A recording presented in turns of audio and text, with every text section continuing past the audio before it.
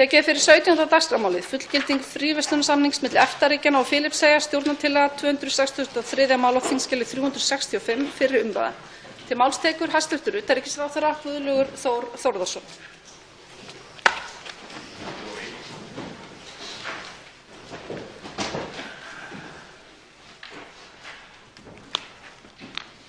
Virðulegi forseti, ég mæli hér fyrir tillögu til þingsályktunar heimild til handa ríkisstjórninni að fullgilda fyrir Íslands hönd fríverslunarsamning milli EFTA-ríkjanna og Filippseyja sem undirritaður var 28. apríl 2016. EFTA-ríkin og Filippseyjar hófu viðræður gerð fríverslunarsamnings í mars 2015 og lauk þeim í febrúar 2016. Í samningnum kveðið á gagnkvæma niðurfellingu og lækkun tolla á iðnaðarvörur, sjávarafurðir og unnar og óunnar landbúnaðarvörur. Tollar munu þannig falla niður af flestum sjávarafurðum og iðnaðarvörum sem fluttar eru út frá Íslandi til Filippseyja og sama við helstu landbúnaðarvörur sem framleiddar eru hér á landi til útflutnings. Samningurinn mun því bæta samkeppnisstöðu íslenskra útflytjenda sem flytja vörur sínar út til Filippseyja. Aðildin jafnframt liður í því sameiginlega verkefni EFTA-ríkjanna að bæta markaðsaðgang fyrirtækja þeirra á mörkuðum sem víðs vegar heim með gerð fríverslunarsamninga EFTA-ríkjanna. EFTA-ríkin hafa sameiginlega gert 27 slíka samninga við 38 ríki eða ríkjahópa. Í þingsályktunartillögunni gerð grein fyrir helstu efnisþáttum fríverslunarsamningsins. Þar kemur fram að samningurinn inniheldur meðal annars ákvæði vöruviðskipti, þjónustuviðskipti, fjárfestingar, verndun hugverkaréttar, opinber innkaup, samkeppnismál og viðskipti og sjálfbæra þróun. Útflutningur á vörum frá Íslandi til Filippseyja hefur verið lítill eða sem nemur á bilinu 50 til 100 milljónir króna á ári. Hefur þar fyrst og fremst verið að ræða útflutning á tækjabúnaði, einkum vogum og búnaði í tengslum við jarðboranir, auk lítils háttar útflutnings á heilfrystu makríl. Þá hafa íslenskir aðilar í talsverðum mæli selt þjónustu sína og þekkingu vegna rannsókna og nýtingar á jarðhita í Filippseyjum. Innflutningur frá Filippseyjum hefur á síðustu árum numið 300 milljónir króna á ári. Með gagnkvæmri niðurfellingu og lækkun tolla skapar samningurinn forsendur fyrir auknum viðskiptum á milli landanna. Ég legg til, virðulegi forseti, að lokinni þessari umræðu verði tillögunni vísað til síðari umræðu og til háttvirtrar utanríkismálanefndar. Þá veitir andsvar hv. þingmaður Steingrímur J. Sigfússon, 3. þingmaður Norðausturkjördæmis.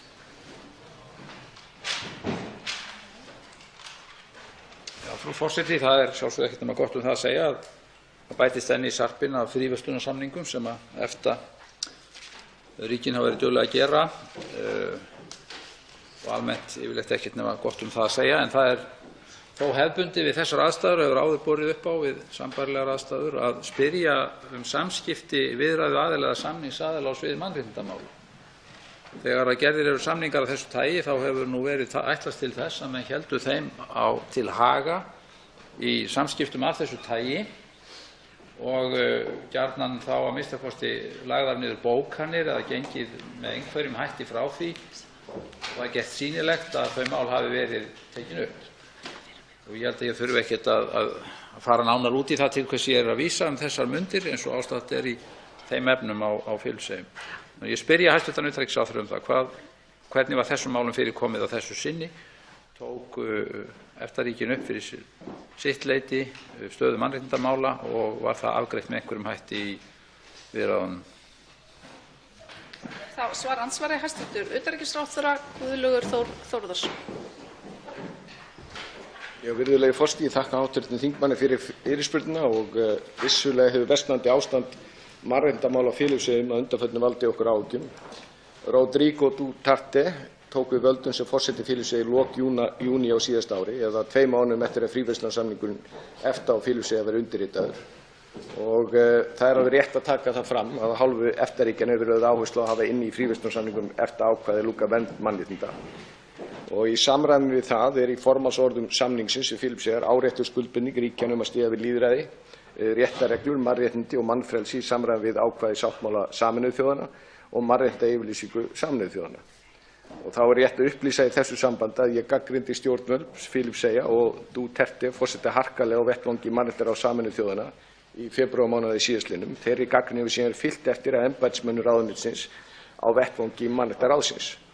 og síðan má nefna að næsta lota í svokallaða jafningarýni á vettvangi Mannréttindaráðsins hefst í Genf í byrjun maí. Filippseyjar koma þar til skoðunar og við munum koma okkar athugasemdum og spurningum til þarlendra ráðamanna fram í því ferli og í ljósi aðstæðna í landinu nú má gera ráð fyrir að það verði gert refjalaust.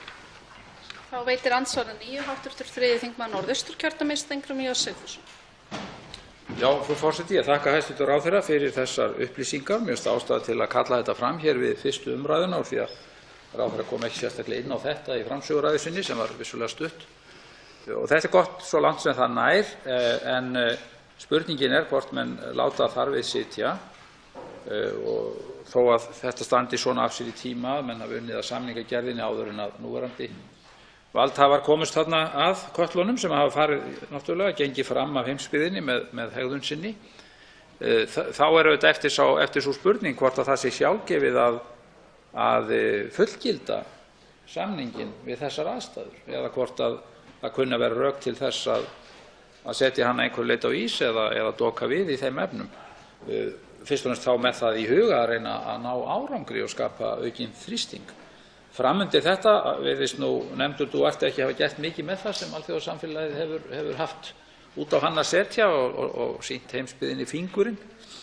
En spurning hvað þarf þá til þess að hægt sé að reyna að skapa þrýsting á einhverja þróun í rétta átt þarna.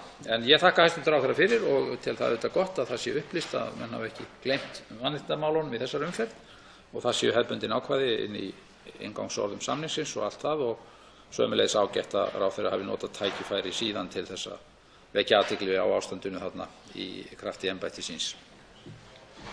Þá svarar hæstv. Utanríkisráðherra Guðlaugur Þór Þórðarson. Já, virðulegi forseti, ég er sammála hv. þingmanni þegar kemur að því að við eigum að reyna að gera hvað við getum til þess að pressa á þau stjórnvöld sem virða ekki mannréttindi sem því miður eru ansi mörg víða heiminn. Síðan og það munum við halda áfram að gera. Síðan er það eins og hv. þingmaður var að velta upp spurningunni hvað er best að gera í stöðunni. Þau EFTA-ríki sem við erum í samfloti við, Sviss hefur fullgilt þetta og sömuleiðis nú eru Liechtenstein stefna að gera það núna á vormánuðum. Og þetta er alltaf spurningin hverjum ert að refsa. Því að þegar við erum að gera samninga sem þessa þá mun það fólk sem mun njóta ábatas að það eru almenningur í viðkomandi löndum. Og því meiri samskipti sem við höfum í þessi lönd þá nú líklegra myndi ég ætla almennt, í það minnsta er það sem menn hafa nú vestræn lönd hafa nú svona almennt gert, í það minnsta erum við búin að vera að gera fríverslunarsamninga ekki bara EFTA heldur sömuleiðis ESB og önnur þau ríki sem við berum okkur saman við lönd og samt ekki vera að hvika neitt frá því að gera þá kröfu að menn uppfylli það sem okkur finnst vera eðlileg mannréttindi. En það er auðvitað hætta á því að ef við fullgildum ekki samninginn að við refsum þeim sem að sískildi sem almenningur í þessum löndum. Andsvörum lokið. Til máls tekur hv. 5. þingmaður Suðvesturkjördæmis Rósa Björk Brynjólfsdóttir.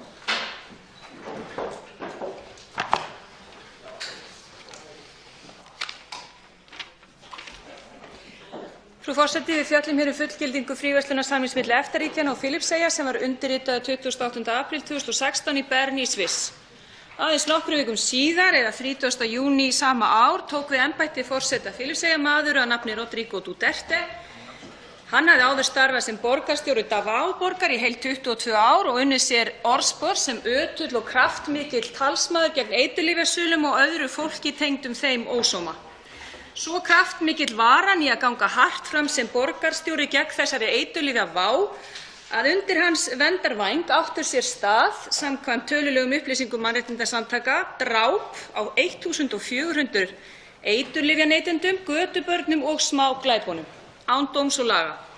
Og í forsetatíð sinni hefur Duterte ekki slakað á klónni í baráttu sinni gegn eiturlyfjaneytendum, heldur hefur þessi æðsti yfirmaður filippseyska hersins og lögreglu þar í landi gefið meira í en áður og haldið úti óvægnu og ómannúðlegu stríði gegn eiturlyfjaneytendum og sölumönnum og látið drepa enn fleiri íbúa í tíð sinni sem forseti en þegar hann gegndi stöðu borgarstjóra Davao-borgar.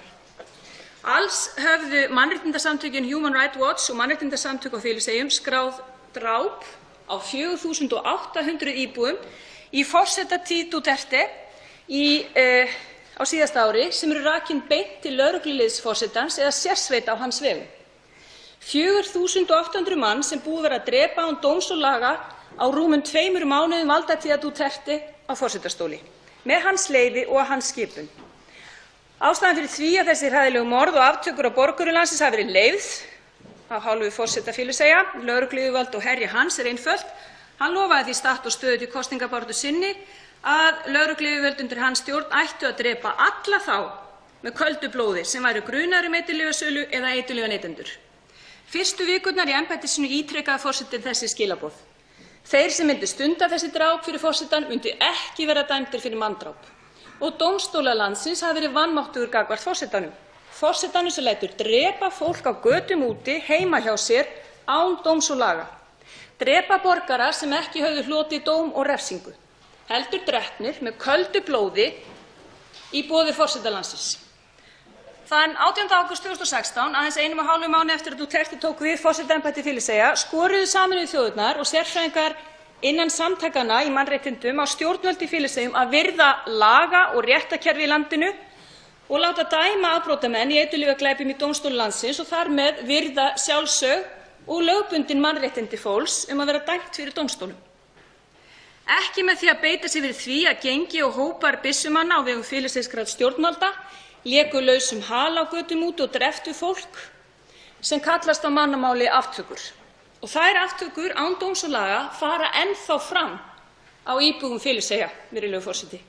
Nú þegar við ræðum hér frumvarp ríkisstjórnarinnar að nú skuli fullgilda fríverslunarsamning við Filippseyjar. Það þarf ekki að minna neitt hér á það í þessum sal að þessar hryllilegu aðgerðir brjóta þvert á alþjóðlegum samningum um mannréttindi og alþjóðlegum skuldbindingum varðandi réttindi borgaranna í hverju einasta ríki.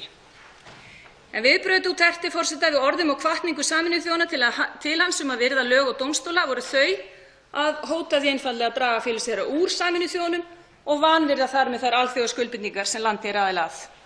Og ef að þessar aftökur án dóms og laga væru ekki nóg til þess að einhver hér inni og annars staðar gætu efast agnarögn að það væri siðferðislega rétt að fullgilda fríverslunarsamning við ríki þar sem forseti þess stendur fyrir drápum á borgurunum, þá er kannski líka vert að minnast á önnur grafalvarleg mannréttindabrot sem eiga sér stað á Filippseyjum sem virt mannréttindasamtök hafa gert mjög alvarlegar athugasemdir við. Þar ber hæst árásir stjórnvalda á frumbyggja á síðasta ári þegar 6.000 frumbyggjar stóðu fyrir mótmælum í borginni Kitapáan til að krefjast þess að stjórnvöld myndu aðstoða bændur með því að útvega þeim nauðsynjavörur í kjölfar langvarandi þurrka. Viðbrögð stjórnvalda Duterte voru þau að skjóta á mótmælendur og drepa fólk í hópi mótmælenda. Mannréttindabrot á börnum af hálfu filippseyskra stjórnvalda hafa átt sér stað og gerðar hafa verið alvarlegar athugasemdir nú síðast á síðastliðnu ári. Má þar minna á að stjórnvöld í landinu tóku haldi að minnsta kosti 140 heimilislaus og götubörn í aðdraganda fundar efnahagsráðs Asíu Kyrrahafslanda sem átti sér stað í nóvember 2015 og héldu þeim föngum á meðan fundurinn átti sér stað. Human Rights Watch hefur líka gert alvarlegar athugasemdir og vakið athygli á barnaþrælkun í filippseynskum gullnámum á 25 metra dýpi þar sem börn hafa verið notuð til að kafa ofan í vötn í neðanjarðar til að finna gull. Baráttusamtök fyrir réttindum samkynhneigðs fólks hafa líka mótmælt harðlega mismunun gagnvart samkynhneigðu fólki á Filippseyjum og öðru fólki sem vegna kynhneigðar sinnar eða kyngervis hefur verið mismunað samkvæmt lögum frá sjálfsagðri menntun og öðrum lagalegum réttindum. Allt í tíð núverandi forseta. Hatursglæpum gegn samkynhneigðu fólki hefur enda fjölgað frá því Duterte tók við völdum og fjöldi morða á transfólki er sá allra mesti í löndum Suðaustur-Asíu. Frú forseti, að öllu þessu sögðu er mér algerlega fyrirmunað að skilja hvers vegna ríkisstjórn Sjálfstæðisflokksins, Viðreisnar og Bjartrar framtíðar vill lögleiða og fullgilda hér fríverslunarsamning við Filippseyjar þar sem forsetinn morðóði Rodrigo Duterte situr við völd. Það er mér algjörlega fyrirmunað að sjá að ríkisstjórn sem segist leggja áherslu á mannréttindi, jöfn tækifæri, fjölbreytni, frelsi og ábyrgð ásamt virðingu fyrir ólíkum lífsskoðunum og það sem fram kemur í 3. grein stjórnarsáttmála ríkisstjórnarinnar. Það er mér fyrirmunað að skilja hvers vegna hæstv. Utanríkisráðherra mælir hér fyrir þessu máli á meðan Duterte er forseti landsins. Af hverju kemur ríkisstjórn Íslands með svona mál hingað inn í sal Alþingis? Af hverju vill ríkisstjórn Sjálfstæðisflokksins, Viðreisnar og Bjartrar framtíðar liðka fyrir viðskiptum við morðóða menn? Eru viðskiptahagsmunir virkilega metnir hér meira en sjálfsögð mannréttindi? Ef af fullgildingu fríverslunarsamnings við Filippseyjar við þessar aðstæður sem hér hefur verið lýst verður af, er ekki annað hægt en að álykta sem svo að núverandi ríkisstjórn Íslands setji viðskiptalega hagsmuni mun ofar en að virða sjálfsögð mannréttindi og alþjóðlegar skuldbindingar varðandi réttindi borgaranna. Við eigum rétt á því að fá hér hreinskilin svör við því af hverju ríkisstjórn vill gera viðskiptasamninga við ríkisstjórn sem stendur fyrir jafn alvarlegum mannréttindabrotum og raun ber vitni. Kurteislegar athugasemdir, eins og hæstv. Utanríkisráðherra var að lýsa hér áðan í andsvari, þær nægja ekki þegar mannréttindabrot af þessu tagi eiga sér stað. Og í formálsorðum samningsins, með leyfi forseta, er gerð grein fyrir ýmsum forsendum og markmiðum samningsaðila við gerð samningsins og þar kemur meðal annars fram að áréttuð sé skuldbinding ríkjanna að styðja við lýðræði, réttarreglur, mannréttindi og mannfrelsi í samræmi við skyldur þeirra að þjóðarétti, meðal annars í samræmi við ákvæði sáttmála Sameinuðu þjóðanna og mannréttindayfirlýsingu Sameinuðu þjóðanna. Þessi orð eru, frú forseti, marklaus. Vegna þess að ef einhver dugur væri hér í hæstv. Utanríkisráðherra að virða mannréttindi, þá myndi hann ekki bera svona mál hingað inn á borð Alþingis. Þá veitir andsvar við ræðu þingmannsins hv. 7. þingmaður Norðvesturkjördæmis, Teitur Björn Einarsson. Herra forseti, þetta var ágætis yfirferð hjá hv. þingmanni það hversu vondur leiðtogi Róbert Duterte forseti Filippseyja er. Það er ekki deilt. Staðan í Filippseyjum núna er alvarleg. Þetta eru alvarleg mannréttindabrot sem þarna eru framin og þetta eru vond stjórnvöld sem forsetinn fer fyrir. Höfum samt í huga að í Filippseyjum búa 100 milljón manns og Filippseyjar er lýðveldi enn sem komið er að minnsta kosti. Og það sem ég vil spyrja þingmanninn út í, það mátti heyra á ræðu hans að hann væri ósammála því að staðfesta eigi þennan fríverslunarsamning. Hún hafnar því, hv. þingmaður. Þá vil ég spyrja, hvernig kemur það borgurum Filippseyja til góða að hjálpa þeim við að brjóta af sér hlekki þessarar ógnarstjórnar með því að neita borgurunum eðlileg samskipti, viðskipti á alþjóðavettvangi? Og er ekki nær þá að beina spjótum að því hvernig stjórnvöld geta átt samtal við stjórnvöld í Filippseyjum, mótmælt þeim mannréttindabrotum sem þarna fer fram og hafa þá hagsmuni íbúa í Filippseyjum jafnframt þá í fyrirrúmi með vonum að þeim takist að kasta af sér hlekkjum þessarar ógnarstjórnar. Þá svarar andsvari hv. 5. þingmaður Suðvesturkjördæmis, Rósa Björk Brynjólfsdóttir. Virðulegi forseti, ef ég skil spurningu hv. þingmannsins rétt, þá leggur hann að jöfnu sem svo að innflutningur á 300 milljónum króna á ári og útflutningur sem nemur á bilinu 50 til 100 milljónum króna á ári sé rétt leið hjá íslenskum stjórnvöldum til að koma á framfæri mótmælum gegn drápum á borgurum í landi sem við viljum gera fríverslunarsamning við. Að viðskiptalegir samningar hér sem að hæstv. Utanríkisráðherra að bera hér á borð og glottir hér yfir við hv. þingmann, að það sé leiðin til að koma hér á, virðulegur forseti, ég vil gera athugasemdir við þá hegðun hv. þingmanns Teits Björns Einarssonar, þar sem hann yglir sig og grettir sig hérna við þingmann sem hér stendur í pontu. En til að svara þessu spurningu hans þá vil ég segja sem svo að ég sé ekki að fullgilding fríverslunarsamning sé leiðin til þess að hlúa að mannréttindum á Filippseyjum. Nú veitir andsvar öðru sinni hv. 7. þingmaður Norðvesturkjördæmis, Teitur Björn Einarsson. Herra forseti, þetta var athyglisvert svar hjá hv. þingmanni. Ég held að í þessu máli þá snúi það ekki hagsmuni Íslands, það viðskiptahagsmuni Íslands, eins og þingmaðurinn fór hér yfir á þeim tölum sem þarna koma meðal annars fram. Það er alveg rétt að við eigum ekki mikil viðskipti eða samskipti við stjórnvöld á Filippseyjum eða viðskipti við borgarana þar.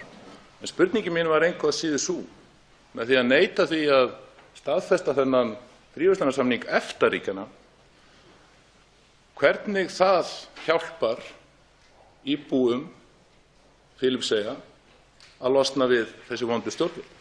Ég áttaði mig ekki alveg á svari hv. þingmanns hvað þetta varðar.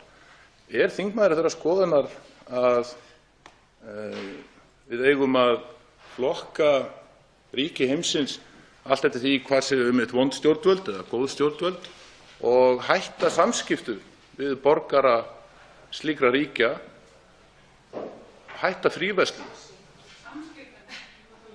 Er fríverslun ekki eitt form samskipta milli borgaranna?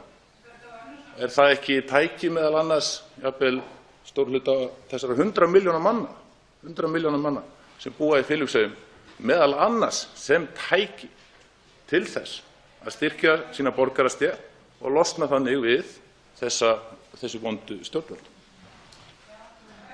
Þá svarar andsvari öðru sinni hv. 5. þingmaður Suðvesturkjördæmis, Rósa Björk Brynjólfsdóttir. Virðulegi forseti, ég átta mig ekki alveg á seinna andsvari hv. þingmanns þegar hann tala samskipti við íbúa borgaranna. Við erum hér að tala fullgildingu fríverslunarsamnings milli EFTA-ríkjanna og Filippseyja og eins og fram kom í ræðu minni hér áðan, ef hv. þingmaður hefur hlýtt á hana, þá það mér fyrirmunað að skilja hvers vegna við erum að leggja áherslu á að fullgilda þennan fríverslunarsamning á meðan Duterte forseti situr að völdum. Því að kurteislegar athugasemdir nægja ekki. Ég myndi halda og ég þeirrar skoðunar að við ættum ekki að vera að fullgilda hér fríverslunarsamning við ríki þar sem að iðkuð eru dráp og morð án dóms og laga í boði forseta þeirra ríkja. Andsvörum er lokið. Til máls tekur hv. 4. þingmaður Suðurkjördæmis, Smári McCarthy. Herra forseti, nú ég mjög hlynntur fríverslun. Ég tel að fríverslun af henni góða milli landa. Hún getur ýtt mjög mikið undir útvíkkun, útbreiðslu lýðræðis og mannréttinda í ákveðnum tilfellum.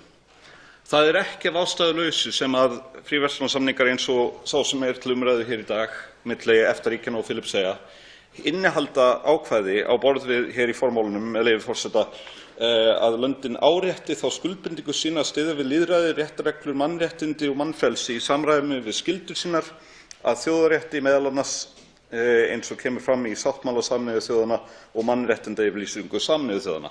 Það ástæða fyrir því við setjum svona ákvæði í fríverslunarsamninga og svo ástæða að við verðum að tryggja að það séu ákveðin grundvallarviðmið, ákveðin lágmarksviðmið til staðar áður en við förum að hygla löndum með okkar viðskiptum.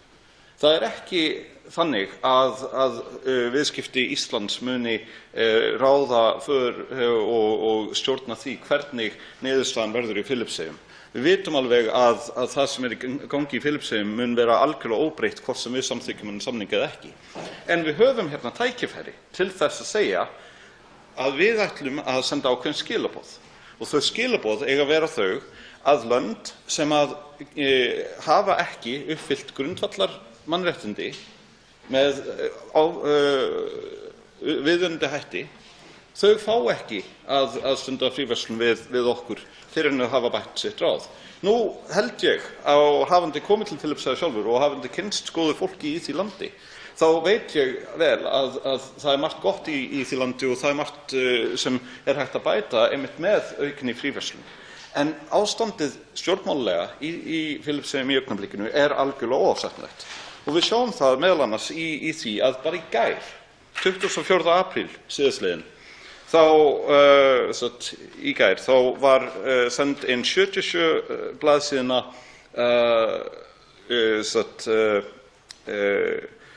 kæra til Alþjóðadómstólsins í Haag. Lögfræðingurinn Giudiosoi Sabio sendi ákæru á hendur Rodrigo Duterte vegna morða á yfir 9.400 manns sem hafa verið hreinlega myrt með einum eða öðrum hætti undir hans valdi og undir hans stjórn. Hluta til í því sem hv.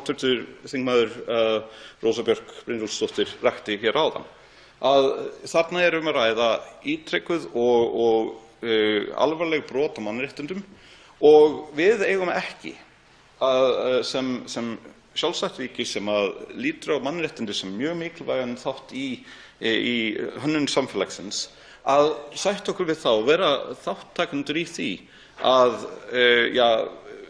hygla undir stjórnvöld sem að ganga svona fram og drepa fólk á þennan hátt. Ég held að við ættum algjörlega að taka upp þennan fríverslunarsamning að lokum þegar Duterte er farin frá, þegar að það hafa orðið úrbætur á stjórnarfari í Filippseyjum. Við ættum þá jafnvel að reyna að auka viðskipti okkar við það land eins mikið og hægt er. En ekki í dag, ekki eins og ekki á meðan að þessi maður er að myrða fólk og að senda út drápsveitir, morðsveitir til þess að taka fólk að lífi fyrir engin önnur brot en þau að hafa orðið áneytendur einhverja vímuefna eða jafnvel fyrir það eitt að hafa verið fátækar á röngum stað og röngum tíma. Þannig að þetta á ekki að líðast. Þá veitir andsvar við ræðu þingmannsins hv. 11. þingmaður Reykjavíkurkjördæmis suður, Pavel Bartušek. Virðulegi forseti, ég vil þakka þingmann kærlega fyrir hans ágætu ræðu. Ég hjó kannski aðeins eftir orðunum að hygla fólki með viðskiptum. Ég held að viðskipti séu tvíhliða en nóg það. Ég ætla ekki að gera það að þungamiðju í þessu andsvari mínu. Ég get upplýst hv. þingmann að ég hef verið í þeim sporum að fagna fríverslunarsamningi nánast út á götu, verandi hluti af þjóð sem gekk í einhvers konar fríverslunarsamband sem er Evrópusamband. Það var mín gamla þjóð Pólland. Ég man vel þá stund, sumarið 2003, þegar Pólverjar samþykktu það að ganga í Evrópusambandið. Og ég fagnaði því mjög ásamt þorra þeirra borgara í því mín gamla heimalandi. Og ástæðan fyrir því er einföld, vil ég meina. Og ástæðan fyrir því held ég hluti af ástæðan fyrir því að fríverslun eins og hún er ekki jafn góð og brúkleg til þess að breiða út mannréttindi og annað form þéttara alþjóðasamstarfs. Og hún er svo að í þessu annars ágæta plaggi eru ekki nein ákvæði það að för fólks, almenna borgara, milli Filippseyja Íslands eða Filippseyja EFTA-ríkja verði með einhvern hátt auðveldari. Það var mjög ánægjulegt reyndar í tengslum við fullgildingu samningsins EFTA-ríkjanna og Georgíu Evrópusambandsins að þar var komið á, hálfbært í tengslum við það, vísafríu, vegabréfslausu ferðalagi frá Georgíu til Evrópusambandsins. Og ég held að þannig hlutir geti haft áhrif í þá veru að þrýsta betur á stjórnvöld til að ganga þann veg að efla mannréttindi. Það sem ég held að hótunin ein og sér að fullgilda þennan fríverslunarsamning ekki dugi ekki til þess að stjórnvöld í þessum ríkjum bætist ráð vegna þess að þrýsting frá almenningi er nægilega mikill. Ég er að velta fyrir hvort þingmaður hafi einhverja sýn á þetta því hann hefur skoðað fríverslunarsamninga töluvert, hvort hann hafi einhverja skoðun á því hvernig slíkir samningar geti verið úr garði gerðir til þess að þrýstingur á stjórnvöld til að bætist ráð í mannréttindamálum verði meiri. Þá svarar andsvari hv. 4. þingmaður Suðurkjördæmis, Smári McCarthy. Herra forseti, ég ætla að byrja á því að árétta það að vísafrí samgangur milli Georgíu og okkar landa, meðal annars Evrópulanda, ekki hluti af fríverslunarsamningi Íslands og EFTA við Georgíu, heldur það Schengen-samstarfið sem vildi bara þannig til að þetta átti sér stað í sömu viku. Og ég fagnaði því og ég fagna almennt þegar það verða fríverslunarsamningagerðir. Mér fannst það frábær stund þegar Pólland og fleiri lönd gengu inn í Evrópusambandið vegna þess að svona samvinna einmitt hjálpar. Og ég mun sömuleiðis ýta undir að það sé frekari alþjóðasamvinna og fríverslun milli landa eins og til dæmis Evrópulanda og Moldóvu, Úkraínu, Georgíu í auknum mæli, Azerbaijan jafnvel. Lönd sem hafa ekki algjörlega fullkomlega hreinan skjöld þegar kemur að mannréttindamálum. En það ákveðin mörk, það ákveðin lína sem við verðum að draga. Og mér finnst áhugaverður punktur sem að hv. þingmaður Páll Bartoszek minnist á að það ekki talað flutningsfrelsi fólks milli landa í þessum samningi, enda það yfirleitt ekki gert í samningum EFTA-ríkjanna við önnur lönd. En mér finnst það einmitt mikilvægt atriði að þetta svokallaða fjórfrelsi Evrópusambandsins sem að snýst frjálsflæði á vörum, þjónustu, fjármagni og starfsfólki, mannafli. Það skiptir alveg höfuðmáli vegna þess að ef að fjármagnið og vörunar fá að flytja sig á ódýrustu staðinn í heimi, meðal annars Filippseyjar, en fólkið fær ekki að færa sig á þá staði þar sem bestu launin, þá verið að búa til einhvers konar svona hólur í heiminum þar sem að mannréttindabrot safnast saman. Og þetta þekkjum við. En staðreyndin engu að síður sú að ríkisstjórn Duterte ekki einu sinni að uppfylla algjörlega minnstu lágmarksskilyrði mannréttindi sem við þó vitum að voru í hávegum höfðu í Póllandi árið 2003. Þá veitir andsvar öðru sinni hv. 11. þingmaður Reykjavíkurkjördæmis suður, Páll Bartoszek. Já, virðulegur forseti, það rétt að þau lágmarksmannréttindi og meira til voru í hávegum höfð í Póllandi 2003, líklegast einmitt vegna þeirra ástæðu að það samstarf þess eðlis að það krefur fólk ríkisstjórnir raunverulegar aðgerðir í þágu mannréttinda. Ég ekki hér að halda því fram að lausnin í þessu máli sé einfaldlega þá að bjóða Filippseyjum í Evrópusambandið. Ég get fullyrt að það sé hugsanlega eilítið ótímabært skref. Ég hins vegar einungis að benda á það að ég held að sé farsælli leið ef við ætlum að nota fríverslun í þá þess að breiða út mannréttindi sem ég held að sé raunhæft og gott, þá þurfum við að vera örlítið meira í samningum eins og þessum sem lútir að ferðafrelsi venjulegs fólks, því það myndi ýta betur á, krefja almenningi viðkomandi örlítið meira á það að krefjast þess að viðkomandi stjórnvöld til að beygja sig undir kröfur alþjóðasamfélagsins í þessum efnum. Ég veit ekki hvort hv. þingmaður er sammála því. Ég hins vegar á því á þessari stundu þá sé rétt í öllu ljósi að samþykkja þennan samning. Ég sé ekki að við höfum þau spil í hendi sem myndu geta bætt eitthvað fyrir almenning í landinu í ljósi þess hvernig öllum málum háttað. En ég held að upp á framtíðina að gera þá get ég miðlað þeirri reynslu að pólitísk orðræða í viðkomandi ríkjum breytist töluvert þegar það almenningur í landinu sem mun geta ferðast frjáls til og frá öðrum löndum til að geta unnið þar og stunda nám, heldur einungis þegar einhverjar vörur og peningar fá að flæða á milli. Þrýstingur miklu meiri þegar það er.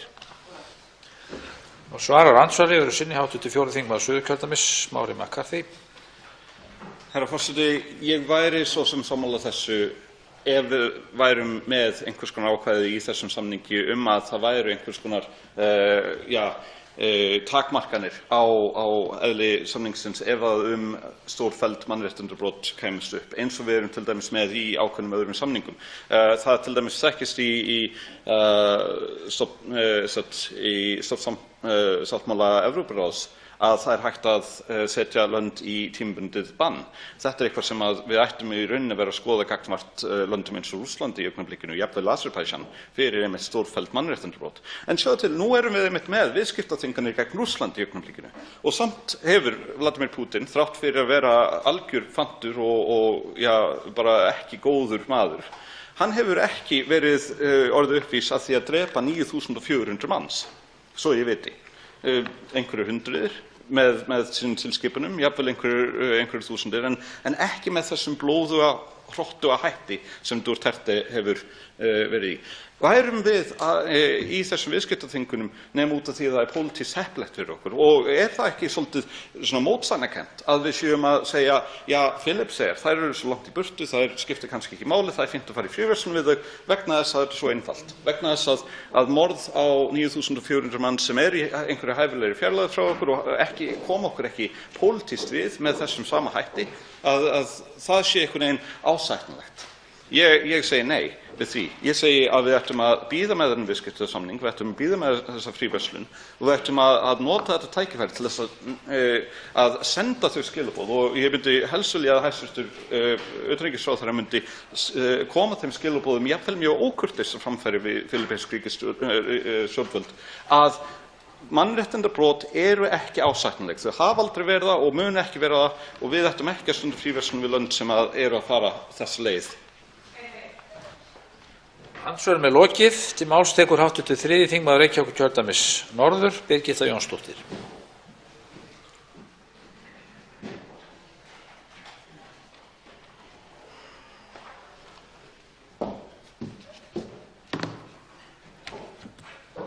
Forseti, það væri í hæsta máta óeðlilegt ef að þingmenn myndu ekki vekja athygli á því ástandi sem í Filippseyjum í tengslum við þennan fríverslunarsamning. Tímasetningin er afleidd.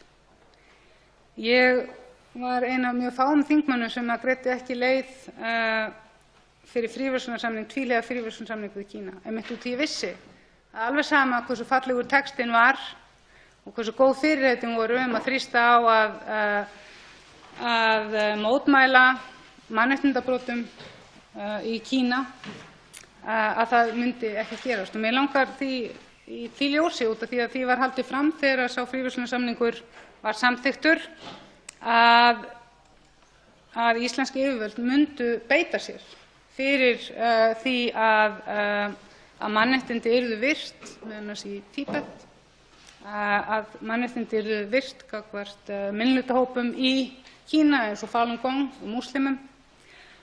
Ég hef ekki orðið vör við að það hafi verið gert, og mér þætti gaman að heyra frá hæstv. Utanríkisráðherra hvort að utanríkisráðherra hyggst gera slíkt, hvort hann hyggst framfylgja því sem stóð í þessum tvíhliða fríverslunarsamningi við Kína.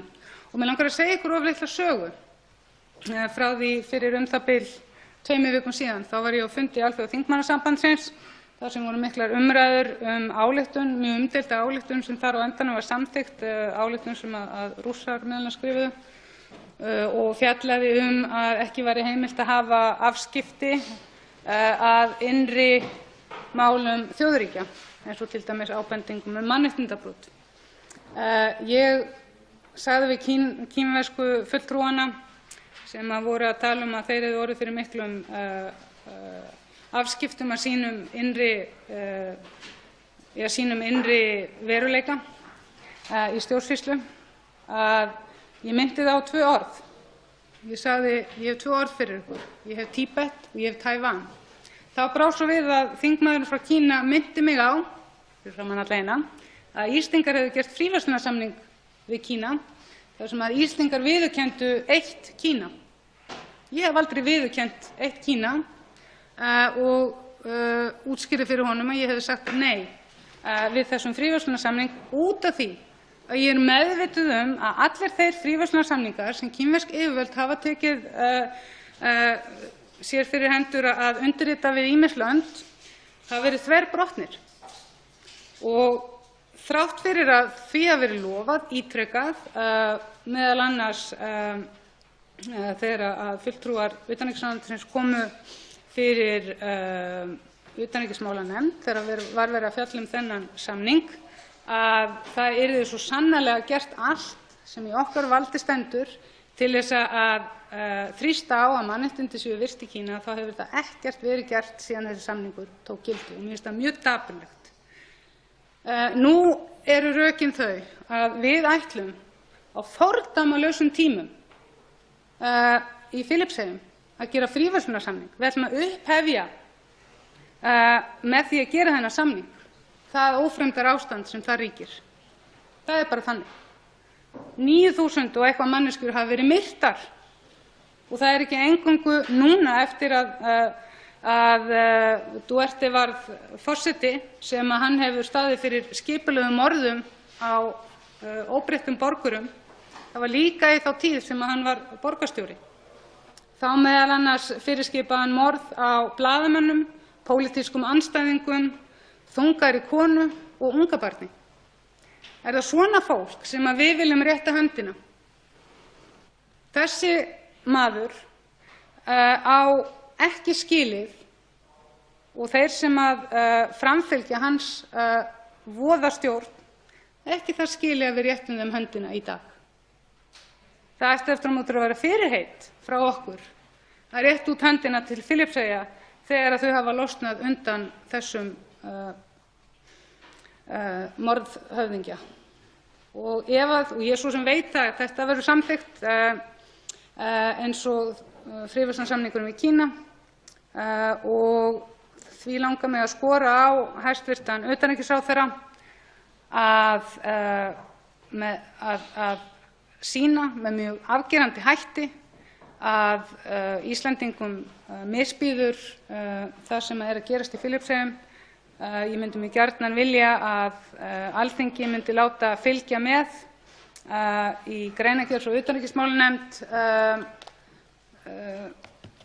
mjög harðorða yfirlýsingu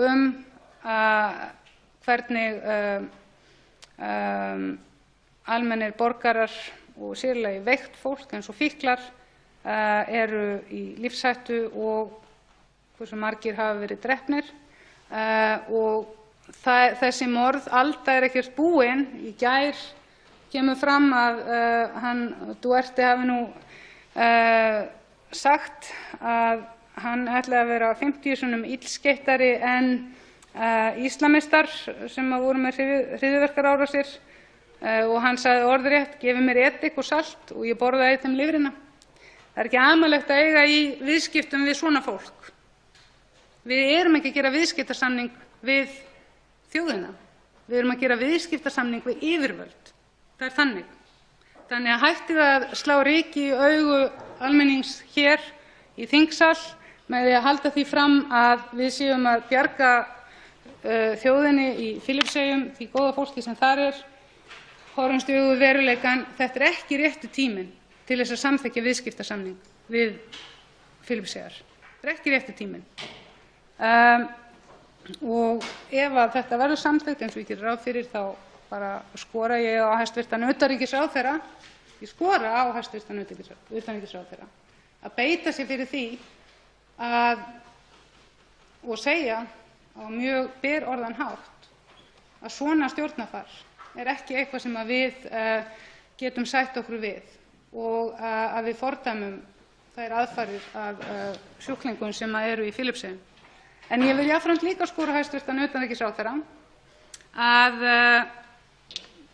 að framfylgja tvíhliða viðskiptasamning við Kína og fordæma þær aðfarir sem eru að minnihlutahópum í Kína, hvort sem það fólk sem að berjast fyrir lýðræði, hvort sem það fólk sem eru lögfræðingar sem að berjast fyrir þeim sem hafa mannréttindi hafa verið brotin á, hvort sem það eru fjölmiðlamenn, hvort sem það eru íbúar í Tíbet, hvort sem það eru meðlimir Falun Gong. Og ég myndi mjög gjarnan vilja að íslensk yfirvöld myndu beita sér fyrir því að upplýsa eða beita sér fyrir því að fordæma líffæraflutninga úr föngum í kínverskum fangelsum. Þar eru sérstaklega tekin líffæri úr lifandi sjúklingum eða lifandi föngum sem að koma frá Falun Gong og þetta ekki einhver kenning, heldur hefur verið sýnt fram á þetta og þetta mjög alvarlegt og ég óska eftir því að það verði fyrsta verk hæstv. Utanríkisráðherra þegar hann hittir kínverska stjórnmálamenn að láta vita af því að líffæraflutningar á lifandi föngum sé eitthvað sem við fordæmum harðlega og það því miður þannig að það alveg sama hvað við segjum, Það mun ekki hafa nein áhrif og þess vegna þegar því haldið fram að gera viðskiptasamning við Filippseyjar í dag að það muni breyta einhverju fyrir lýðræðið í því landi, það er bara lygi. Þá veitir andsvar við ræðu þingmannsins hv. 7. þingmaður Norðvesturkjördæmis, Teitur Björn Einarsson. Herra forseti, þetta var áhugavert innlegg áhugaverð ræða hjá hv. þingmanni, sérstaklega að draga hér fram fríverslunarsamninginn við Kína sem var gerður hér fyrir árum í tíð vinstri stjórnar VG og Samfylkingarinnar. Og áhugavert að heyra sjónarmið hv. þingmanns til þess samnings sem snýr að einu Kína eða hvort að alþjóðasamfélagið nær eitthvað utan það með að eingöngu viðurkenna stefnu Kína eitt Kína og hvernig við höfum þeim samskiptum. Hér er ekki verið að deila alvarleika mannréttindabrota í Filippseyjum. Hér er heldur ekki verið að deila það eða ágreiningur að stjórnvöld undir forystu Duterte mjög slæm og hann vondur leiðtogi, illþýði ef svo má segja. Hér er uppi örlítið ágreiningur, já og svo reyndar ekki, herra forseti, það svo sem ekki ágreiningur heyri ég í orðum hv. þingmanns ágæti fríverslunarsamninga almennt. Þeir stuðla að samtali, viðskiptum, milli ríkja, milli þá borgara slíkra ríkja, ekki milli stjórnvalda þó að það sé valdhafarnir sem að gera slíkar samninga. Og þá er spurningin, hv. þingmaður vill samþykkja fríverslunarsamninginn eftir að íbúar Filippseyja hafa losnað við sem vonda forseta. Hvernig það nákvæmlega réttlætir það að segja að þetta eru viðskiptasamningar sem að koma íbúum til góða? Þetta er ekki lausnin á þeirra málum, en þetta er allavega skref. Þetta er skref ásamt því að fylgja alþjóðlegum reglum að eiga samskipti við ríki, sama hversu slæm þau eru. Og þá er líka við í tilviki Rússlands, þar sem við höfum tilteknar viðskiptaþvinganir vegna að tilsetta á targeterða eða setta á ákveðna embættismenn og háttsetta aðila þar, ekki á almenning í Rússlandi, þvert á móti.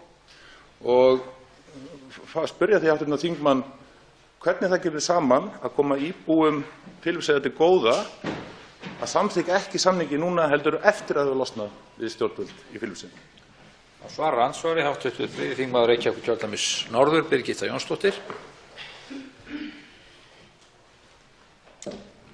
Forseti, samkvæmt þessum rökum að þá hefðum við átt að gera fríverslunarsamning við Þýskaland í stjórnartíð Hitlers.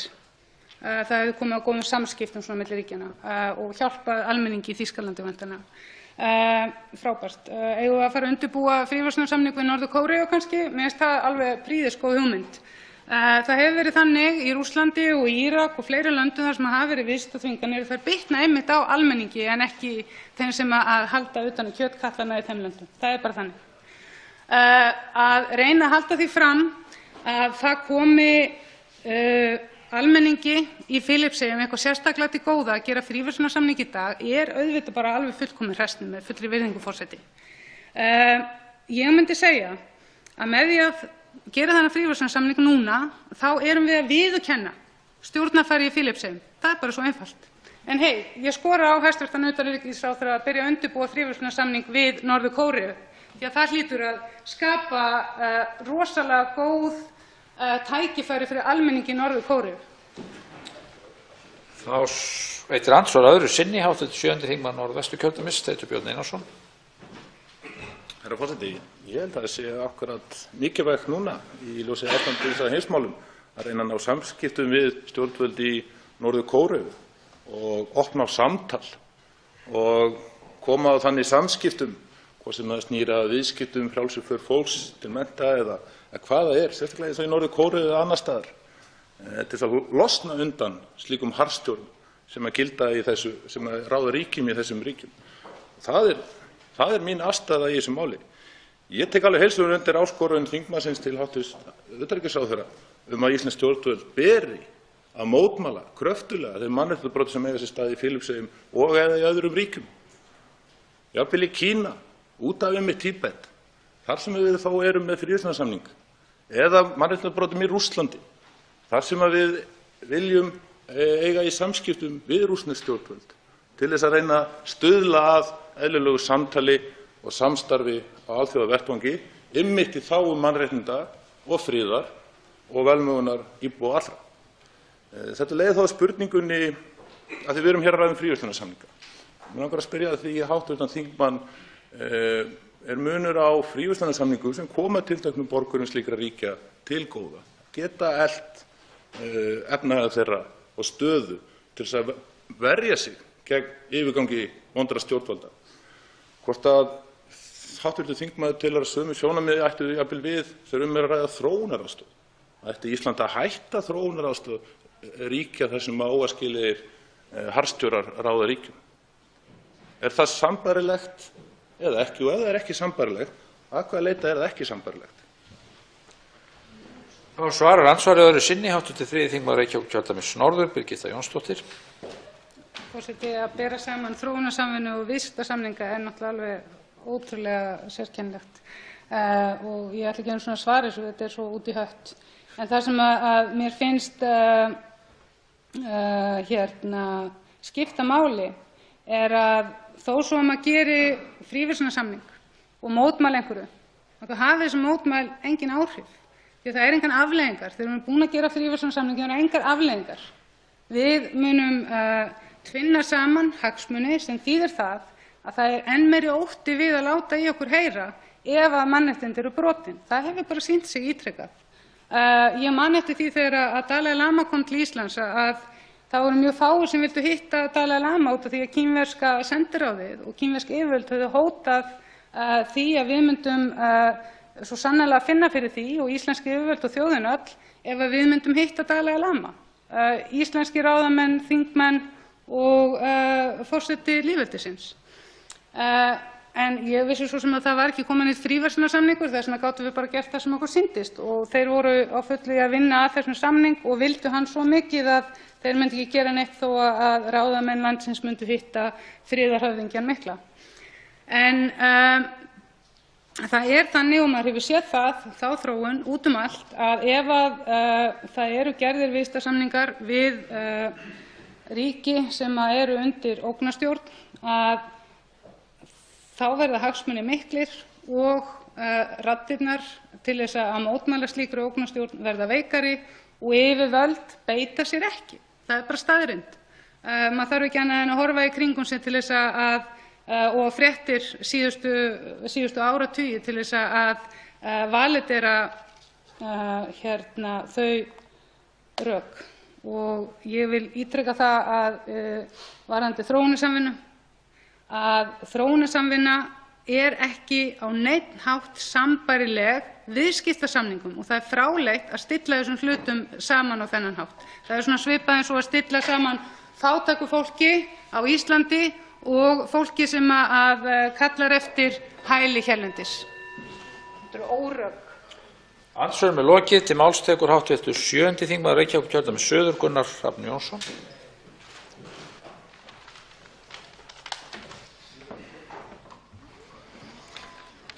Herra forseti, ég hef heyrt hérna þau rök frá stjórnarþingmönnum að það myndi koma almenningi til góða að koma á sem mestum viðskiptum við ógnarríki og það væri í raun og veru verið að refsa íbúunum sjálfum með því að setja viðskiptaþvinganir eða eitthvað slíkt á þessar ógnarstjórnir. Nú á ég vini í Suður-Afríku sem yrðu ansi hissa á þessum rökum, þar sem suður-afríska apartheidstjórnin var beinlínis felld á endanum og Ródesíustjórnin líka og fleiri, með því að ríki tóku höndum saman að skipta ekki við svona fólk og ekki við svona morðingja eins og Duterte forseta. Duterte forseti að gera samningin akkurat þegar hann kemur til valda er svona svipað eins og við hefum akkurat valið valdatíð Pol Pot til þess að skipta við Kambódíu því að það væri svo rosalega heppileg tímasetning. Nú er ég búinn að nefna nafnið Pol Pot, sjálfur nefndi Duterte nafnið Hitler þegar hann var að taka við völdum. Bar sjálfan sig saman við Hitler og sagði ef Hitler gat drepið 3 milljónir gyðinga þá get ég drepið 3 milljónir manna hérna sem eru glæpamenn í mínu landi. Þetta er hugsunin sem er á bakvið þessa ríkisstjórn. Nú hafa háttvirtir stjórnarþingmenn líka minnst á að það væri skrítið að fara að flokka ríki í góð og slæm stjórnvöld. Hvað er skrítið við það? Eigum við að koma eins fram við Danmörku og Norður-Kóreu? Auðvitað eigum við að flokka ríki eftir því hvernig stjórnvöld eru þar. Við flokkum ekki Sádi-Arabíu með Svíþjóð. Við gerum okkur grein fyrir að það er eðlislegur munur á þessum hlutum og við höfum siðferðislega ábyrgð til þess að koma fram eins og svo sé. Ég veit ekki hversu langt hægt að ganga í því að fordæma Duterte, mann sem hefur til dæmis sagt að þegar það var áströlsk kona sem var trúboði í Filippseyjum, henni var raðnauðgað og hópnauðgað og hann sagðist að versta við það væri að hann hefði ekki fengið að vera með sjálfur, forsetinn. Hann sagði þegar dóttir hans mótmælti þeim ummælum og sagðist sjálf hafa orðið fyrir nauðgun, þá sagði hann að dóttir sín væri legari og dramadrottning. Hann hefur talað fyrir því að drepa fréttamenn, sagt að þeir eigi engan rétt til þess að vera frjálsir undan ofsóknum eða morðum. Hann hefur persónulega viðurkennt að myrða 3 menn með eigin höndum.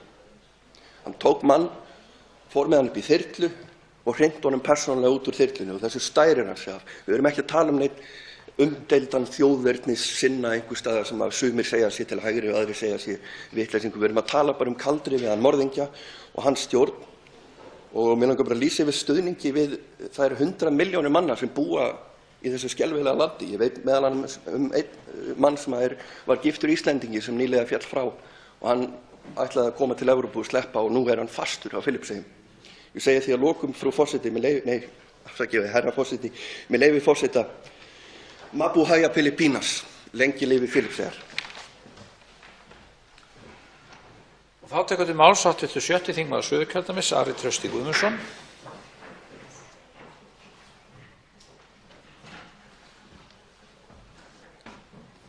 Herra forseti,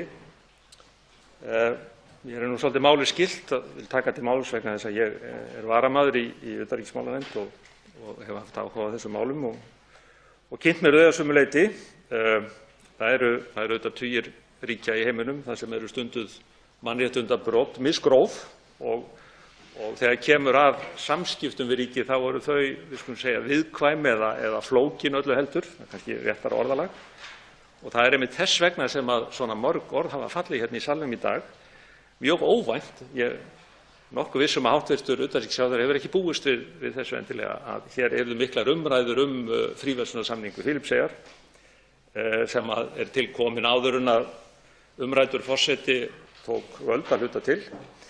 En umræðan er klassísk vegna þess að við höfum staðið frammi fyrir þessu máli að hafa viðskipti við ríki þar sem stjórnvöld er ekki í lagi og munum hafa það langa framtíð. Og það er hægt að skoða ríki nú og fyrr og skoða jafnvel skrautlega sögu Íslands í þessum efnum. Það eru önnur ríki í austanverðri Asíu sem við getum tekið eins og Myanmar. Hvað með viðskipti við Myanmar?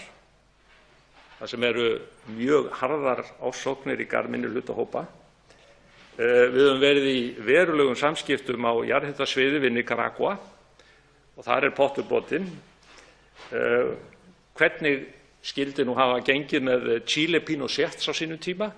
Hefði verið hægt að stytta hans veru ef að alþjóðasamfélagið hefði brugðist öðruvísi við meðan hann satt og hét. Ég hef sjálfur verið í vesturhluta Kína í Xinjiang og ég hef líka verið í Tíbet og ég veit töluvert þau mannréttindabrot sem þar fara fram. Jú, það er kominn fríverslunarsamningur, það er staðreynd og ég hefði nú sennilega þurft að grafa djúpt í minn hug ef að ég hefði setið á þingi á þeim tíma, hvernig ég hefði brugðist við þá. Skyldi Spánn Frankós hafa lifað skemur ef að hin Evrópuríkin hefðu komið öðruvísi fram við það ríki en þau gerðu? Og hvað með áralanga samninga Íslands við Sovétríkin gömlu? Við vitum heilmikið þau núna og vissum heilmikið þau þá, en þetta þótti mjög mikilvægt fyrir íslenskt efnahagslíf að hafa mjög hagstæða samninga við Sovétríkin á sínum tíma. Þannig að ef við skoðum þetta nú allt í samhengi þá höfum við auðvitað ekki hreina ári í þessu og núna stöndum við frammi fyrir þessum fríverslunarsamningi við Filippseyjar og mér er alltaf spurn með þetta orð fríverslun. Hverjar eru viðskiptaleiðirnar í landi eins og Filippseyjum? Forseti Filippseyja, hann er ekki einn, kringum hann er stærðar hópur, við getum kallað valdastétt eða viðskiptatengsl eða hvað eina og við höfum ekki meinustu tryggingu fyrir því að viðskipti, hversu mörg hundruð milljónir sem þau kunna nú að hljóða upp á, hafi í raun og veru þau önnur áhrif en að einfaldlega efla þá stjórn sem þarna og styrkja hana og styrkja þann hóp sem í kringum hana. Þannig að einhverjar fullyrðingar það að af þessum 100 milljónum Filippseyinga sem þar búa og sem mikill meirihluti sárafátækur, að hann á einhvern máta hagnist eða honum gagnist íslensk viðskipti. Þetta eru bara orð en það er mjög erfitt að sjá í gegnum þokuna og fullyrða að þetta sé svo. Svo að þess vegna að þá verðum við að horfa á þetta svolítið heildrænt og horfa líka á þessa sögu sem að ég var að rekja með hin og þessi ríki og sjá í raun og veru hvenær viðskiptaþvinganir eða skortur á fríverslunarsamningum ganga upp eins og var nefnt hér á undan hjá hv. þingmanni sem hér stóð undan mér apartheid-stjórnina í Suður-Afríku. Það er alveg ljóst að stór þáttur í falli hennar var jú auðvitað þær þvinganir sem hún var beitt. Og sennilega væri það mjög affarasælt ef að einmitt alþjóðasamfélagið, EFTA-ríkin, Evrópusambandsríkin, tækju sig saman og settu klemurnar á stjórn Filippseyja og við skulum kalla það þá valdastétt sem það pólitískt og hvað viðskipti snertir. Vegna þess að þetta er jú mat, eins og ég segi, það eru tugir ríkja sem við höfum einhver samskipti við sem eru ekki í lagi og við reynum að meta það, ég þori ekki að nota orðið kalt, en við reynum allavega að meta það hvenær það er orðið nauðsynlegt að fresta fríverslunarsamningum eða ganga ekki til þeirra, slíta stjórnmálasambandi eða hvað hún kann að vera eftir efnum ástæðum, þá er þetta mat og í þessu tilviki þá dettur mér ekki í hug að halda því fram að þessar aðgerðir, það er að segja fríverslunarsamningur eða ekki fríverslunarsamningur, mun hafa einhver úrslita áhrif. Þetta dugar ekki, sagði hv. Þingmaður Páll Bartoszek. Nei, auðvitað dugar þetta ekki. En ef að samningurinn eða við skulum segja nógu mörg ríki taka sig saman og gera það sem gera þarf, þá hefur það áhrif. Og það er þess vegna sem ég held að það sé rétt að við sýnum það fordæmi og förum aðra leiðir heldur en hin EFTA-ríkin og sýnum fram á það að þetta litla ríki Ísland, það hefur dug til þess að segja nei eða segja við frestum þessum samningi, því að sjálfsögðu erum við hér öll í þessum sal hlynnt fríverslunarsamningum við ríki almennt. Þannig að ég held að það sé engin efi í hugum mjög margra hérna inni að það að samþykkja þessa fríverslunarsamninga núna, að það er rangt skref.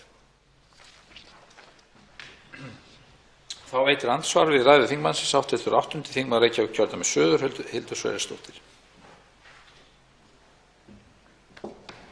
Herra forseti, ég vil fá að þakka hv. þingmanni fyrir einlæga ræðu þar sem hann réttilega fer yfir að það er margt í mörgu þegar maður ræðir víðtækt mál eins og utanríkisstefna og hvernig hefur maður áhrif til góðs út í heimi og hvort þá betra að sitja heima og beina spjótum sínum eingöngu að sjálfum sér og láta aðra sín vandamál, eða er þess virði að reyna að stuðla að einhvers konar ljósglætu í ríkjum sem við teljum að þurfi á smá ljósi að halda.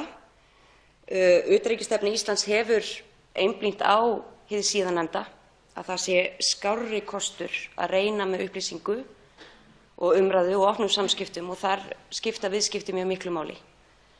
Að það sé skárra fyrir almenning í ríkjum sem eru undir einhvers konar ógnarstjórn og við öll hér í þessum sal erum ósammála, að það sé skárra.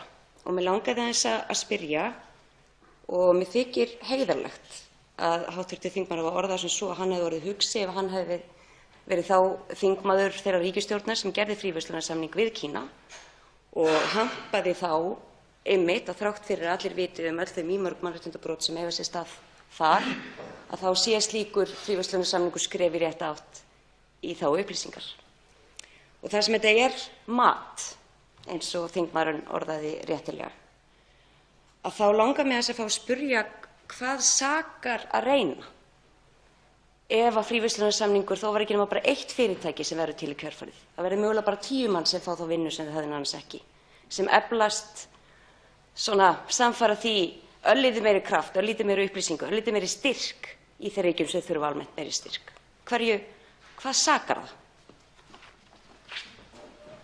Já, svarar andsvari hv. 6. þingmaður Suðurkjördæmis, Ari Trausti Guðmundsson. Þakka andsvarið og það er náttúrulega ljóst að þessar umræður hérna verða vegna þess að utanríkisstefna okkar hefur ekki mikið verið rædd á þessu þingi og þess vegna hvert tækifæri í kærkomum og við notum það. Sjálfkrafa eru viðskiptasamningar ekki nein ljósglæta. Það fer bara eftir því hverjum viðskiptasamningandi gagnast og sú greining er náttúrulega ákaflega erfið og sennilega oft ómöguleg og þá er kannski betra að taka ekki sénsinn, láta þetta bara vera, vegna þess að það getur vel verið að við getum fundið 10 manns sem að fá vinnu við eitthvert fyrirtæki út af því að Ísland hefur viðskiptasamninga. En það getur líka verið að ef við sleppum þessu viðskiptasamningu þá getum við bjargað lífi 100 manna, vegna þess að þá erum við að gefa fordæmi fyrir því að þjóðir heims sendi ákveðin skilaboð til Filippseyja. Þannig að ég held ekki að það sé hægt að svara þessari spurningu raunverulega með því að vigta 10 manns á móti 100 eða 10 manns á móti 10 manns. En aðalmálið er þetta að meðan valdahópar sem fylgja alltaf svona harðstjórum eins og forseta Filippseyja hafa einhver völd í landinu, að þá getum við á engan máta tryggt það að viðskiptasamningar geri gagn. En við höldum auðvitað stjórnmálasambandi, við getum haldið uppi díalóg, við getum haldið uppi samræðum við svona ríki og við getum skammað þau á alþjóðavettvangi og við getum gert alls konar hluti. En það að halda að viðskiptasamningar séu alltaf til góðs, það finnst mér vera útgangspunkturinn hjá þessari ríkisstjórn. Og við höfum söguna sem sýnir að svo er ekki. Og þá er að reyna að meta það hvort þetta sé virkilega svo í tilviki Filippseyja. Ég tel það ekki vera. Þá veitir andsvar öðru sinni hv. 8. þingmaður Reykjavíkurkjördæmis suður, Hildur Sverrisdóttir. Herra forseti, já, ég þakka fyrir þetta. Ég er virðingarfyllst kannski ósammála kannski bara þessari sýn á hvað eru viðskipti og hvað eru þá til dæmis fríverslunarsamningur og það kannski þarf ekki að koma óvart bara með við svona kannski á hvaða pólitíska spektrúmi almennt við hv. þingmaður kannski stöndum. Ég myndi telja það að frjáls viðskipti heiminn, bæði innan viðkomandi ríkja og milli ríkja, hafa elt einstaklinga í þeim ríkjum frekar en hitt. Tölurnar svona svo sem sýna það. Er hægt að tryggja að stjórnvöld í viðkomandi ríkjum nota aukin auð og aukin samskipti alltaf til góðs? Nei, það er ekki hægt að tryggja það, en það er svo sem heldur ekki hægt að tryggja neitt. En ég er kannski aðeins svona að staldra við kannski þennan punkt, það er vinstri stjórnin sem gerir fríverslunarsamning við Kína og var mjög stolt af þeim samningum. Hvað í grunninn er öðruvísi nú, annað en að reyna að því meira sem heimurinn smækkaði í samtali og upplýsingu og viðskiptum og frelsi, því betra. Og svo líka hvar eigum við að draga línuna? Ætlum við að gera upp á milli ríkja sem að myrðir og drepur og fangelsar án réttarríkis? Ætlum við að gera upp á milli ríkja? Og hvar ætlum við að draga línuna? Við stöndum hér í frábærlega fínu ríki af mörgu leyti og erum heppin sem slík. Við getum bent á ýmis ríki og ýmsar þjóðir og eflaust finnum til með þeim sem þar þurfa að vera. Og hvar liggur okkar ábyrgð í því? En hvar drögum við líka línuna? Hvað til dæmis með Bandaríkin sem að hafa sínar dauðarefsingar? Ekki eru við að kvitta upp á dauðarefsingar þrátt fyrir öll okkar viðskipti við Bandaríkin. Við getum nánast tekið hvert einasta ríki í heiminum og bent á eitthvað sem megi fara. Við verðum bara að tala hátt og skýrt um okkar gildi en vona að okkar gildi nái frekari útbreiðslu og viðskipti mikilvægur partur af því að mínu viti. Þá svarar andsvar öðru sinni hv. 6. þingmaður Suðurkjördæmis, Ari Trausti Guðmundsson. Herra forseti, en þakka ég fyrir svarið. Varðandi Kína, við skulum afgreiða það rétt og snyrtilega. Ég var náttúrulega ekki aðili að því og var ekki einu sinni í þessum ágæta flokki sem þarna koma að málum. Sennilega hef ég greitt atkvæði á móti þessu eða setið hjá. En ég segi bara sennilega vegna þess að ég ætla ekki að fara nánar út í það í bili vegna þess að ég hef þennan samning ekki fyrir fram að mig. En auðvitað drögum við mismunandi línur á mismunandi stöðum og þetta er mat. Því miður þá er það þannig. Við erum í samskiptum við ríki, tugum skiptir sem við erum með brogaða, svo ég sletti nú dönsku, brogaða fortíð eða brogaða nútíð eða ástand sem er ekki ásættanlegt. Þess vegna er þetta svo. Og ég get alveg spurt hv. þingmann, hefði hún viljað ganga gegn viðskiptaþvingunum við Suður-Afríku? Nei, sennilega hefði hún ekki gert það. Það voru mörg ríki með, ekki satt, og þetta var allt annað. Nú er þetta Filippseyjar sem að kannski skipta okkur ekki miklu máli. En einhvern veginn að þá er framferði stjórnvalda þar með þeim hætti, og ég get nefnt einhver önnur dæmi, gæti til dæmis nefnt herforingjastjórnin í Argentínu á sínum tíma sem að kastaði líka fólki úr þyrlum yfir opnu hafi. Þetta er því miður þannig að í alþjóðasamskiptum þá verðum við að meta hvert tilvik fyrir sig og það getur vel verið að við þurfum að þola mannréttindabrot í einhverju landi. Við getum bara nefnt Rússland áður en að viðskiptaþvinganirnar komu til. Og ef ég reyni að horfa á þetta tiltekna ríki og þessar tilteknu aðstæður sem þarna eru, þá kemst ég að þessari niðurstöðu öfugt við hv. þingmann og bara þar við situr á hana nú. Andsvörum er lokið. Til máls tekur hv. 6. þingmaður Reykjavíkurkjördæmis suður, Kolbeinn Óttarsson Proppé. Virðulegi forseti, ég vil byrja að þakka fyrir ágæta umræðu hér svona grundvallarmál sem að skipta okkur öll máli. Ég held ekki að þetta sé eitthvað einfalt mál og þetta sé hópur góðs fólks sem vilja eitt og aðrir séu vonda manneskjur sem vilja eitthvað annað. Ég held að við séum að horfa á hlutina og við höfum sýnt það öll að við höfum ekki verið á móti viðskiptaþvingunum af einhverju tagi. Í það minnsta er Sjálfstæðisflokkurinn sem núna er í ríkisstjórn hefur staðið að viðskiptaþvingunum á Rússland og hefur sýnt það að frjáls viðskipti með engum hömlum er engin mantra hvað sem gerist.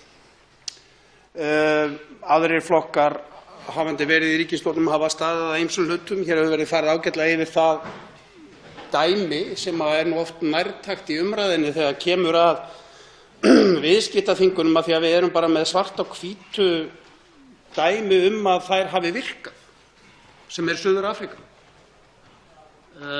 Þar er bara ósköp einfalt að hvar sem okkur ber niður í heiminum, hvort sem þar er eða annars staðar, alþjóðasamfélagið að lítið við farin vega, að það er bara þannig að þær virkuðu. Við erum að tala hér Filippseyjar og það er ekki eins og við séum að tala einhverja atburði úr fjarlægri fortíð. Við erum að tala forseta sem var kjörinn til valda í fyrra, árið 2016. Það er ekki liðið 1 ár, það var í júní hygg ég sem hann tók til starfa. Og við erum að velta því fyrir okkur hvort að innan við ári áður en Duterte kemst til valda eigum við að verðlauna hans hegðun á valdastóli með því að fullgilda fríverslunarsamning við ríki hans. Mér finnst þetta mjög umhugsunarvert og held að það sé ekki, eins og mér finnst sumir hv. þingmenn dálítið hafa skákað í því skjóli hér, þetta sé bara svo einfalt að frjáls viðskipti séu bara alltaf öllum til góða. Það er ekki þannig. Annars værum við ekki að beita Rússa viðskiptabanni eða þvingunum, er það? Annars hefði hæstv. Utanríkisráðherra ekki, hann hefði þá væntanlega komið á framfæri mótmælum sínum þegar síðasta hv. ríkisstjórn setti viðskiptaþvinganir á Rússa, ef að í hjarta hans telur hann að sem frjálsust viðskipti séu alltaf rétta svarið. Þess vegna snýst þetta á endanum, eins og hv. þingmaður Ari Trausti Guðmundsson fór hér ágætlega yfir, kannski það að við finnum okkar eigin mörk. Hvar eru þau mörk þar sem við segjum nei, hér of langt gengið til að við getum bara látið eins og ekkert sé. Og eins og ég fór hér yfir áðan, þetta ekki bara eins og við séum að láta eins og ekkert sé, við séum að halda áfram einhvers konar nú langar mig að sletta með leyfi forseta business as usual, ég biðst forláts á ensku slettunni, ég fann ekki íslensku þýðinguna þessi. Heldur erum við beinlínis að tala að stíga skref innan við ári eftir að nýr forseti hefur tekið til valda á Filippseyjum. Og hvaða forseti þetta? Ég held að ég þurfi ekkert að segja hæstv. Utanríkisráðherra frá því sem að Duterte hefur gert á valdastóli. Ég held að hann viti það fullvel.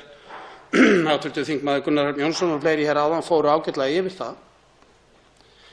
Mér finnst umhugsunarvert ef við ættum að verðlauna þessa hegðun. Það er þannig sem ég lít á. Hæstv. utanríkisráðherra getur hnussað á ranghvolft augunum eins og hann vill og sýnt mér þá óvirðingu sem að honum finnst eðlilegt að sýna málflutningi annarra þingmanna bara eins og hann vill. Það hefur lítil áhrif á mig. Af því ég held, eins og ég að reyna að tala þetta sé ekki svona einfalt mál. Við höfum öll okkar eigin mörk. Hæstv.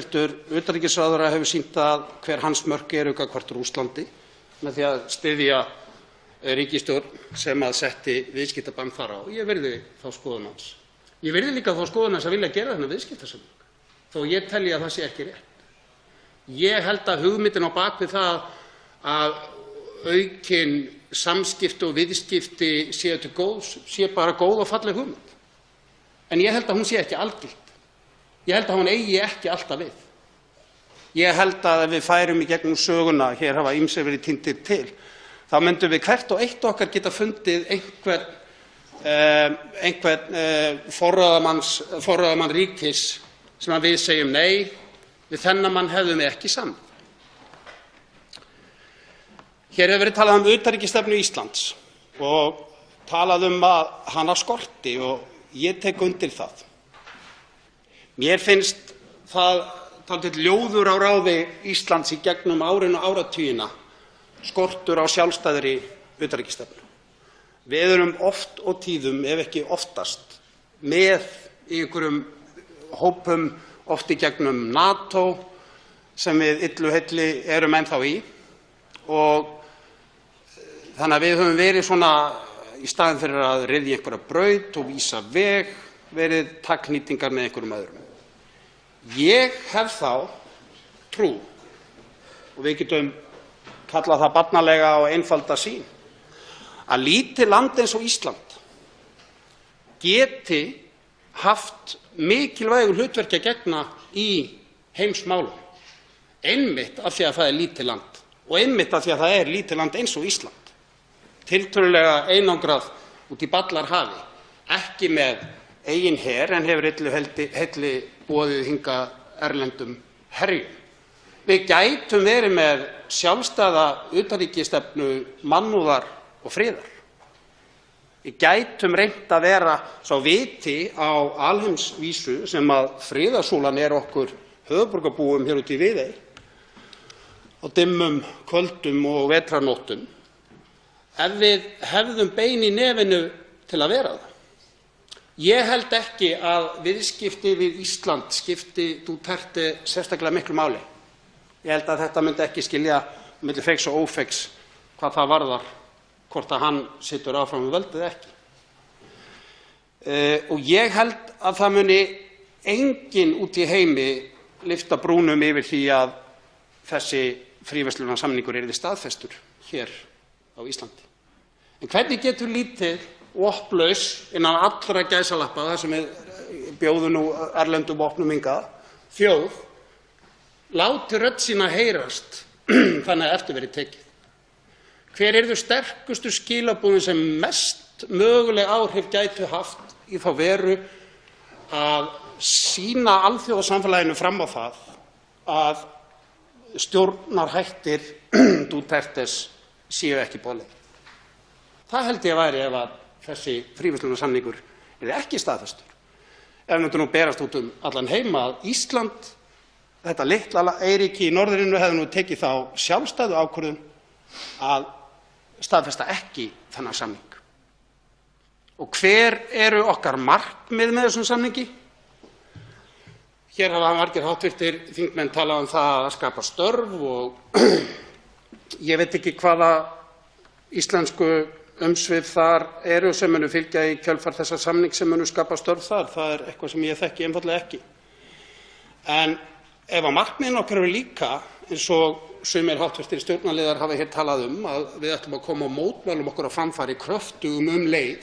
Þannig að ef það eru einhver markmið líka að reyna að hafa áhrif á stjórnarhætti í viðkomandi landi, þá held ég að það sé best gert með því að einfaldlega segja nei, þetta líður við ekki þannig að við ætlum að fara innan við ári áður eftir að þessi forseti með alla hans skelfilegu hegðun, sannanlega skelfilegu hegðun, þetta er engar getgátur á bakinu, ætlum við að setjast bara niður og láta eins og ekkert sé og skrifa undir samning, nýjan fríverslunarsamning. Velkomin til starfa, halda áfram þinni vinnu.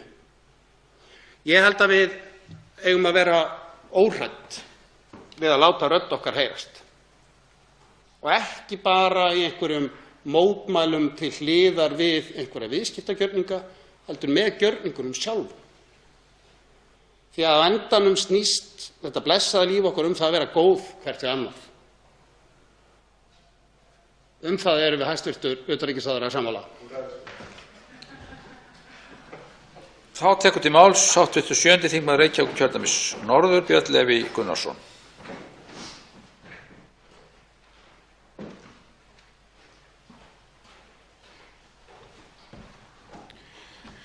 Virðulegi forseti.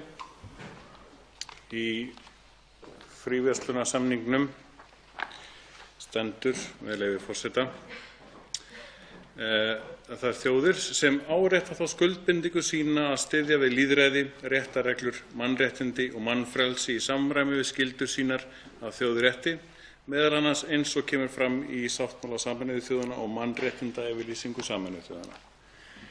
Þetta er bara kjarni málsins, nákvæmlega þarna. Þarna er línan. Ef það er farið yfir þessi línu, þá hendum við þessu burt. Þá er bara spurning, eigum við að prófa og athuga hvort það er hætti öllu þessu sem að brýtur í bága við mannréttindayfirlýsingu Sameinuðu þjóðanna og hætta síðan fríverslunarsamningnum, eða eigum við að athuga hvort að mannréttindamálin, vandamálin sem eru þar í gangi núna leysast áður en við prófum. Núna er þetta spurning fríverslunarsamning gagnvart því óbreyttu ástandi og svo viðskiptaþvingun annars vegar. Ég er ekki að mæla með viðskiptaþvingun. Ég er ekki að mæla með fríverslunarsamning miðað við þessar forsendur samningsins og þær aðstæður sem eru þarna í gangi. Óbreytt ástand og eitthvað annað væri tvímælalaust gáfulegt, eins og að koma fram þeim skoðunum okkar að mannréttindabrot eins og þau hafa birst okkur séu algjörlega óásættanleg. Það sé ekki hægt að fara út í einhverja fríverslunarsamninga fyrir en það er algjörlega tryggt að þeim mun ekki gerast því að þau myndu brjóta á samningnum og við erum að hætta við hann. Málið þarf ekki að vera flóknara en það og ég kalla eftir að við bara hingrum aðeins og prófum aðrar leiðir áður en við stígum það skref að klára fríverslunarsamning, því að það er ekkert í honum sem að lagar málin nema þá helst að hann verður ógildur svo til strax af því að það verður brotið á mannréttindum strax. Þá tekur til máls hæstv. utanríkisráðherra Guðlaugur Þór Þórðarson.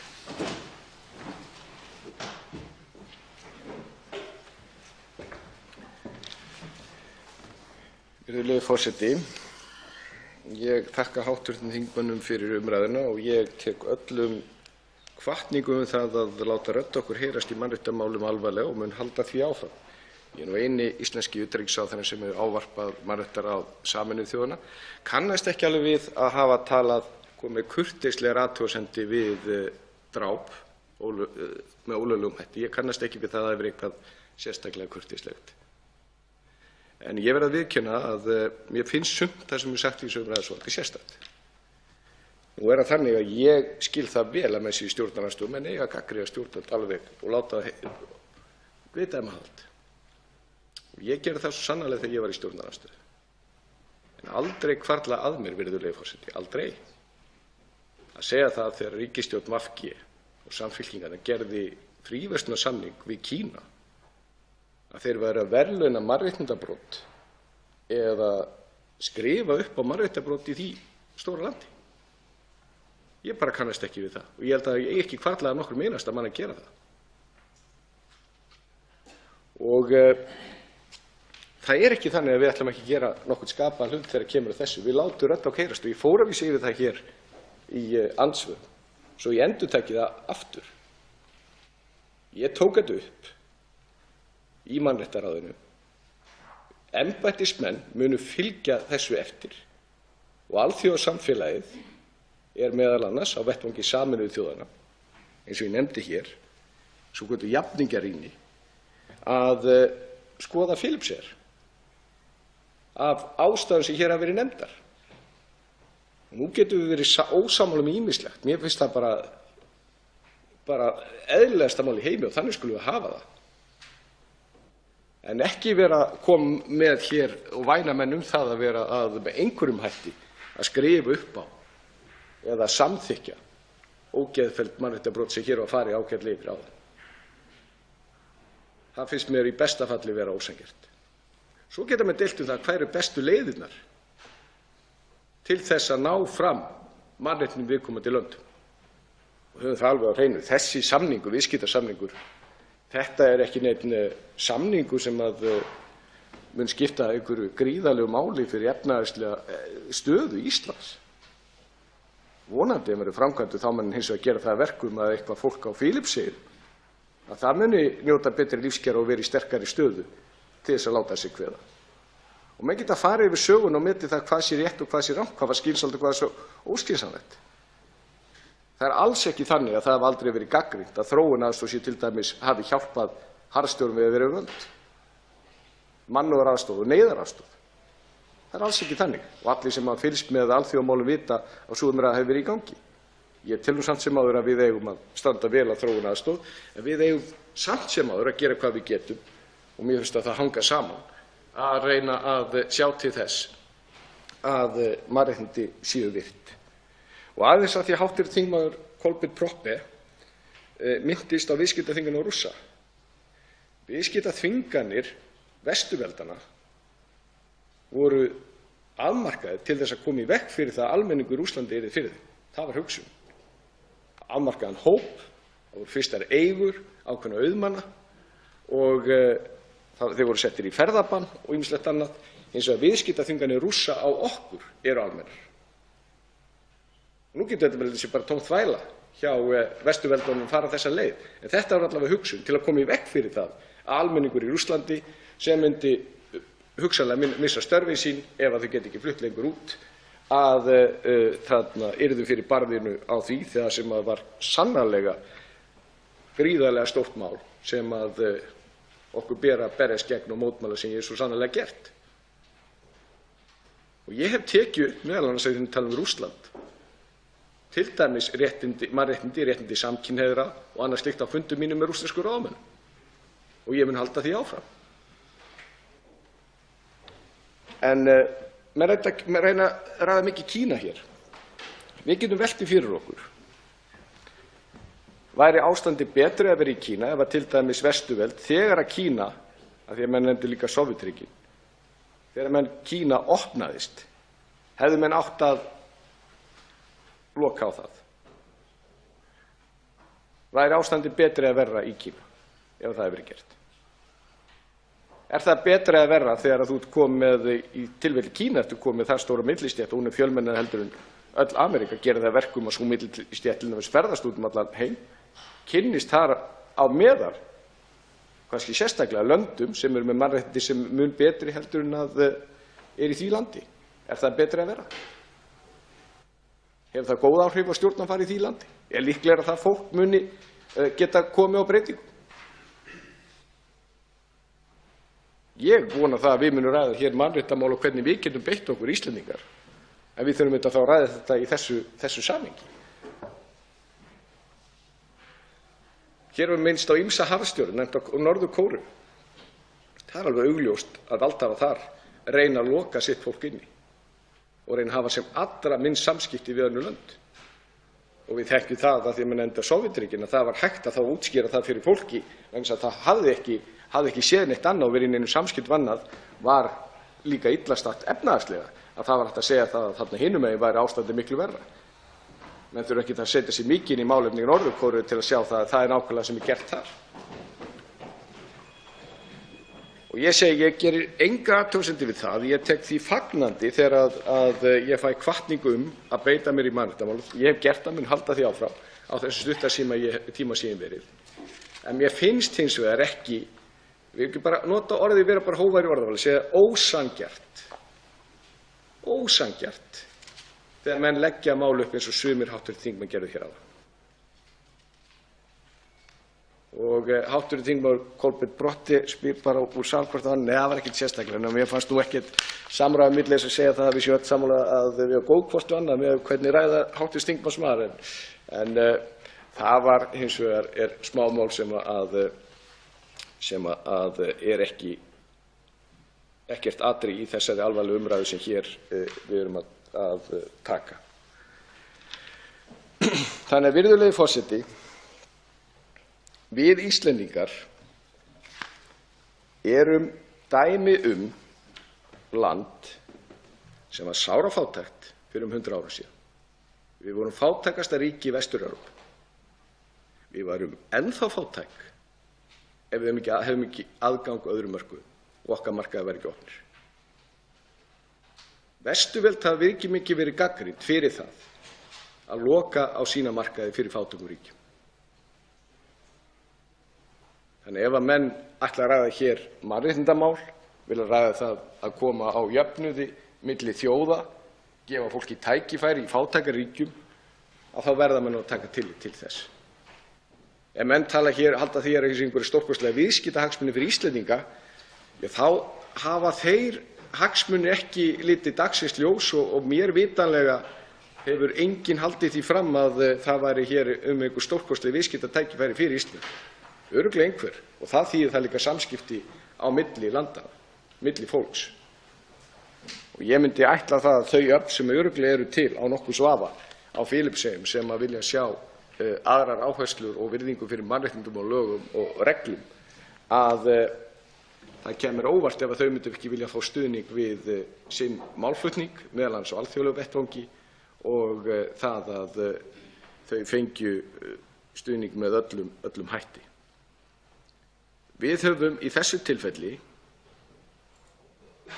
talað fyrir mannréttindum, jafnt í Filippseyjum og annars staðar, munum halda því áfram. Og mér finnst ekki, þó svo menn geti talað ýmislegt, að menn geti haldið öðru fram hér. Ég hef aldrei, þó ég sé mjög ósammála mörgum hér hv. þingmönnum í grundvallaratriðum þegar kemur að stjórnmálum, og þá ætla ég nú ekki að byrja á því hér að halda því fram að þeir séu ekki sama sinnis. En mér finnst líka afskaplega bestafalli ósanngjarnt ef að menn halda því fram okkur sem að erum hér í stjórnarliðinu.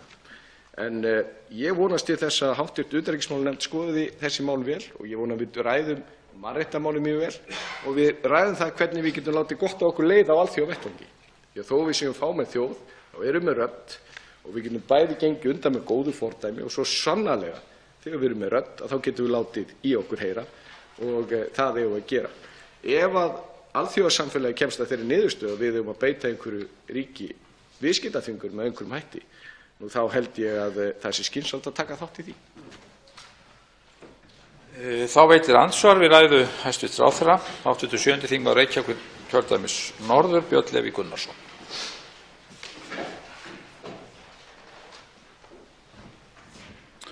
Forseti. Er þetta bara hefðbundin stjórnarandstaða að vera á móti til þess að vera á móti? Nei, þá afstöðu átti annar stjórnmálamaður. Sá var ekki hér á þingi í dag. Þetta er siðferðisleg spurning. Hún er rosalega stór, þessi siðferðislega spurning, miðað við þau dæmi sem við höfum frá Filippseyjum. Nú myndi ég vilja spyrja þá hæstv. ráðherra, en hvort við getum ekki náð þeim markmiðum að tryggja mannréttindi á einhvern annan hátt en með niðurfellingu tolla. Og það dæmi sem ég gaf áðan í varðandi ákvæði samningsins að það ætti að fara eftir skilmálum mannréttindayfirlýsingu Sameinuðu þjóðanna, hún gerir það einfaldlega að verkum að leið og það verða aftur jafn gróf mannréttindabrot og við höfum dæmi og þá bara samningurinn farin út á gluggann. Af hverju ættum við að fara í þá áhættu? Og einnig vildi ég spyrja, hvaða málflutningur eiginlega svona ósanngjarn? Ráðherra sagði að það væru einhverjir þingmenn sem væru með svona ósanngjarnan málflutning, en væri ráðherra til í að vera nákvæmari í ásökunum sínum til þess að þingmenn geti svarað fyrir sig? Af orðum ráðherra að dæma þá geti hann alveg eins átt við minn málflutning, ég veit það ekki, en ég myndi vilja fá að vita það. Þá svarar andsvari hæstv. utanríkisráðherra Guðlaugur Þór Þórðarson.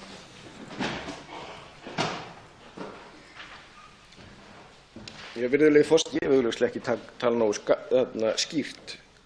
Hv. þingmaður, ég sagði ekki að stjórnar skal vera á móti bara til að vera á móti. Ég sagði að stjórnar að vera fullkomlega eðlilegt. Það er hlutverk stjórnarandstöðu að veita stjórnvöldum aðhald. Það er bara fullkomlega eðlilegt. Það er nú hugsunin á bak við það fyrirkomulag sem við erum með og ég geri engar athugasemdir við það. En ég vona, og þá bara spyr ég, er það ekki alveg svo að menn eru sammála við það að þegar kemur mannréttindum að þá erum við sammála í þessum sal? Er einhver að halda öðru fram? Er einhver að halda því fram að þegar að fríverslunarsamningurinn í tíð VG og Samfylkingar var gerður að menn væri þá að skrifa upp á mannréttindabrot í viðkomandi löndum? Er einhver að halda því fram? Ég vona að svo sé ekki. Ég treysti því að svo sé ekki. Og mér finnst hv. þingmaður svona leggja þetta upp með einhver svolítið sérstökum hætti. Ég var að færa rök fyrir því sem eru fært rök fyrir, og hv. þingmaður þekkir það bara mjög vel, að með auknum samskiptum, með auknum viðskiptum, að þá eru auknar líkur á því að þau gildi sem við stöndum fyrir, að þau breiðist út um heiminn. Þetta er nú ekki mjög róttæk skoðun, þetta er ekki ný skoðun, og ég held nú þegar við skoðum mannkynssöguna að þá hafði það nú almenna reglan verið sú. Ég held að almenna reglan sé sú að líka þegar að fólk hefur það betra, fólk hefur það efnahagslega betra, hefur það til dæmis tækifæri til þess að ferðast og kynna sér aðra hluti og aðra þjóðir eða býr í slíku löndum, að þá er það mjög líklegra þegar við erum tilbúið til þess að berjast fyrir því heima fyrir. Það er bara mín sannfæring, virðulegi forseti. Þá veitir andsvar öðru sinni hv. 7. þingmaður Reykjavíkurkjördæmis norður, Björn Leví Gunnarsson.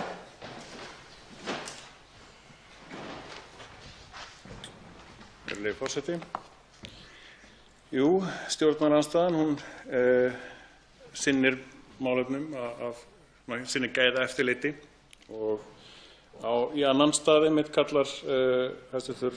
Ráðherra stjórnarandstöðuna einmitt að vera á móti og eins og hún á að vera, sinna sínu eftirliti og gæða eftirliti, en á hinn bóginn þá kallaði hæstv. Ráðherra málflutning sumra þingmanna ósanngjarnan. Þannig að það er það sem ég er að höggva eftir og er að biðja frekari skýringu á hverjir þar væru til þess að það geti varið sinn málflutning þar og sýnt fram á þessi ekki ósanngjarn. Þetta var það ónákvæm gagnrýni að ég var ekki viss hvort að það ætti við ræðu mína eða einhverju annarra. Þess vegna bað ég nánari skýringar þar á. Og spurningu minni það hvort við getum ekki náð þessum markmiðum að tryggja mannréttindi á einhvern annan hátt en með niðurfellingu tolla var ekki svarað, þannig ég endurtek þá spurningu. Það sem að gildi okkar breiðast jú heiminn með svona samningum tvímælalaust, en það hlýtur að vera hægt að gera aðra samninga heldur en endilega fríverslunarsamninga í þessum aðstæðum. Það eru, myndi ég allavega tvímælalaust segja, það eru aðstæður þar sem að fríverslunarsamningur er augljós til þess að ná þessum markmiðum, og það eru aðstæður eins og eru núna á Filippseyjum þar sem að ég held að við verðum að beita einhverjum öðrum aðferðum. Svarar hæstv. Utanríkisráðherra Guðlaugur Þór Þórðarson öðru sinni. Virðulegi forseti. Ég veit ekki hversu við erum að fara mikið yfir þetta með stjórnarandstaðan. Stjórnarandstaðan þarf ekki að vera á móti. Ég hélt því aldrei fram. Það er eins og eðlilegt að stjórnarandstaðan og líka svo sem stjórnarliðir veiti aðhald. Ég bara segja að það væri fullkomlega eðlilegt. Varðandi ósanngirnina að ef að menn leggja málið þannig upp að þegar að ríkisstjórn, sama hver hún samþykki fríverslunarsamninga eða leggur til að samþykki fríverslunarsamninga sem hefur verið gert í góðri sátt í mjög langan tíma við allra handa ríki, hér er Kína, það er ýmislegt önnur ríki, að þá eru viðkomandi stjórnmálamenn ekki að með neinum hætti að veita viðurkenningu fyrir mannréttindabrot sem hugsanlega eða eru framfylgt í viðkomandi landi. Það er bara vægast sagt ósanngjarnt að halda því fram. Og ef hv. þingmaður myndi bara skoða, fara bara heima sér Amnesty og bera það saman sér við fríverslunarsamningarnir sem við erum með og aðra vestræðar þjóðir. Ég ætla ekki hv. þingmönnum að halda því fram að allir þeir hv. þingmenn í öllum þjóðþingum sem sagði það séu þá að skrifa upp á mannréttindabrot í viðkomandi löndum. En það mátti skilja á orðum manna að menn væru einhvers staðar á þeirri vegferð. En ég bara kýs að taka því þannig nema einhver haldi því virkilega beint fram eftir þessu orð mín að það sé með þeim, það sé gert að við séum bara sammála það að við séum ekki á þeim stað. Ég man ekki eftir að einhver hafi haldið því fram að sjálfkrafa ef þú fellir niður tolla þá muni mannréttindi fara í lag. Við vorum að ræða þetta í allt öðru samhengi og hv. þingmaður Björn Leví Gunnarsson veit það mæta vel og á þessum 6 sekúndur sem ég er með hérna þá ætla ég ekki að endurtaka fyrir ræðu mína hvað það varðar. Það veitir andsvar síður sinni.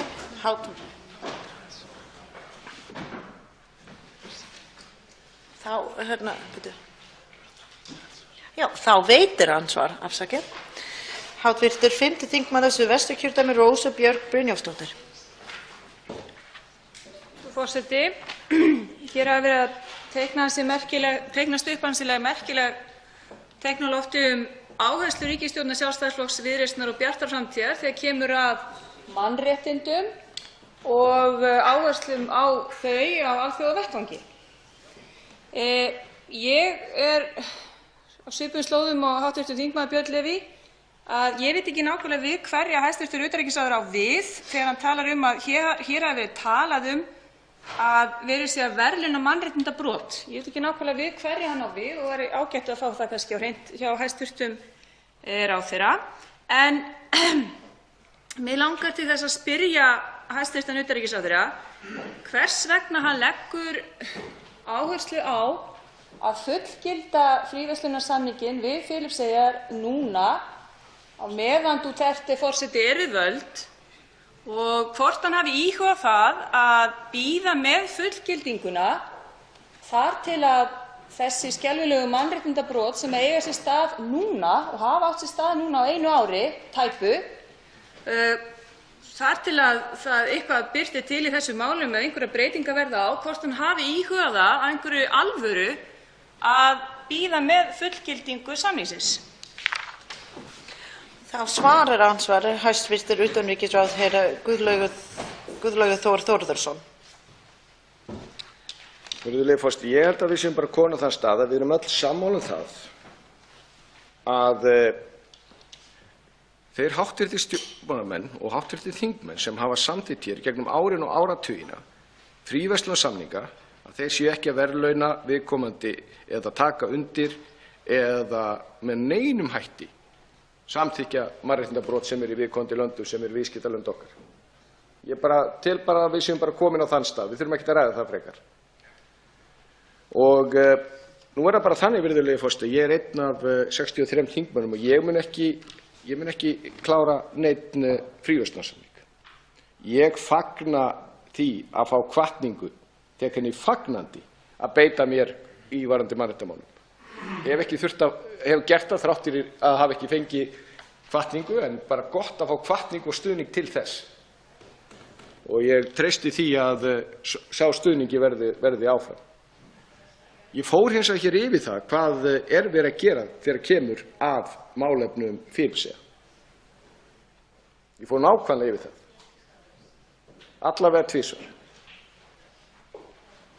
Og ef við getum gert eitthvað betur hvað það varðar, þá skulum við bara ræða það. Og núna er það háttvirt utanríkismálanefnd sem að fer með málið ef að við náum að klára umræðuna hér í dag, sem er ekkert ólíklegt. En við skulum bara beita okkur með þeim hætti sem við getum þegar kemur að mannréttindamálum, en við skulum líka vera sjálfum okkur samkvæm. Veitir andsvar síðar í sinni háttvirtur 5. þingmaður Suðvesturkjördæmis Rósa Björk Brynjarsdóttir. Frú forseti, ég þakka hæstv. Utanríkisráðherra fyrir svarið þó ekki hafi verið skýrt varðandi það hvort að hann hafi íhugað það að bíða með fullgildingu fríverslunarsamningsins á meðan svona háttar á Filippseyjum. Hann talar að hann hefði farið nákvæmlega yfir það hvernig íslensk stjórnvöld ætli sér að beita sér fyrir því eða vekja athygli á því að mótmæla mannréttindabrotum sem eiga sér stað á Filippseyjum.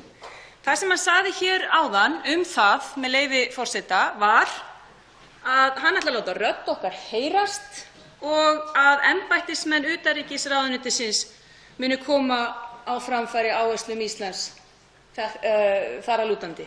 Núna langar mig að heyra aðeins nákvæmar úr munni hæstv.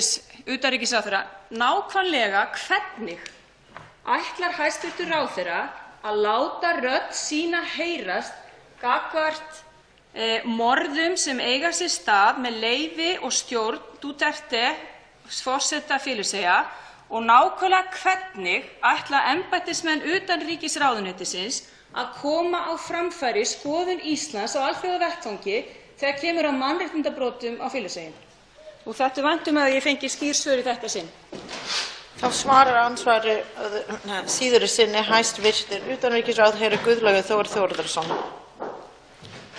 Já, virðulegi forseti, núna er ég svona,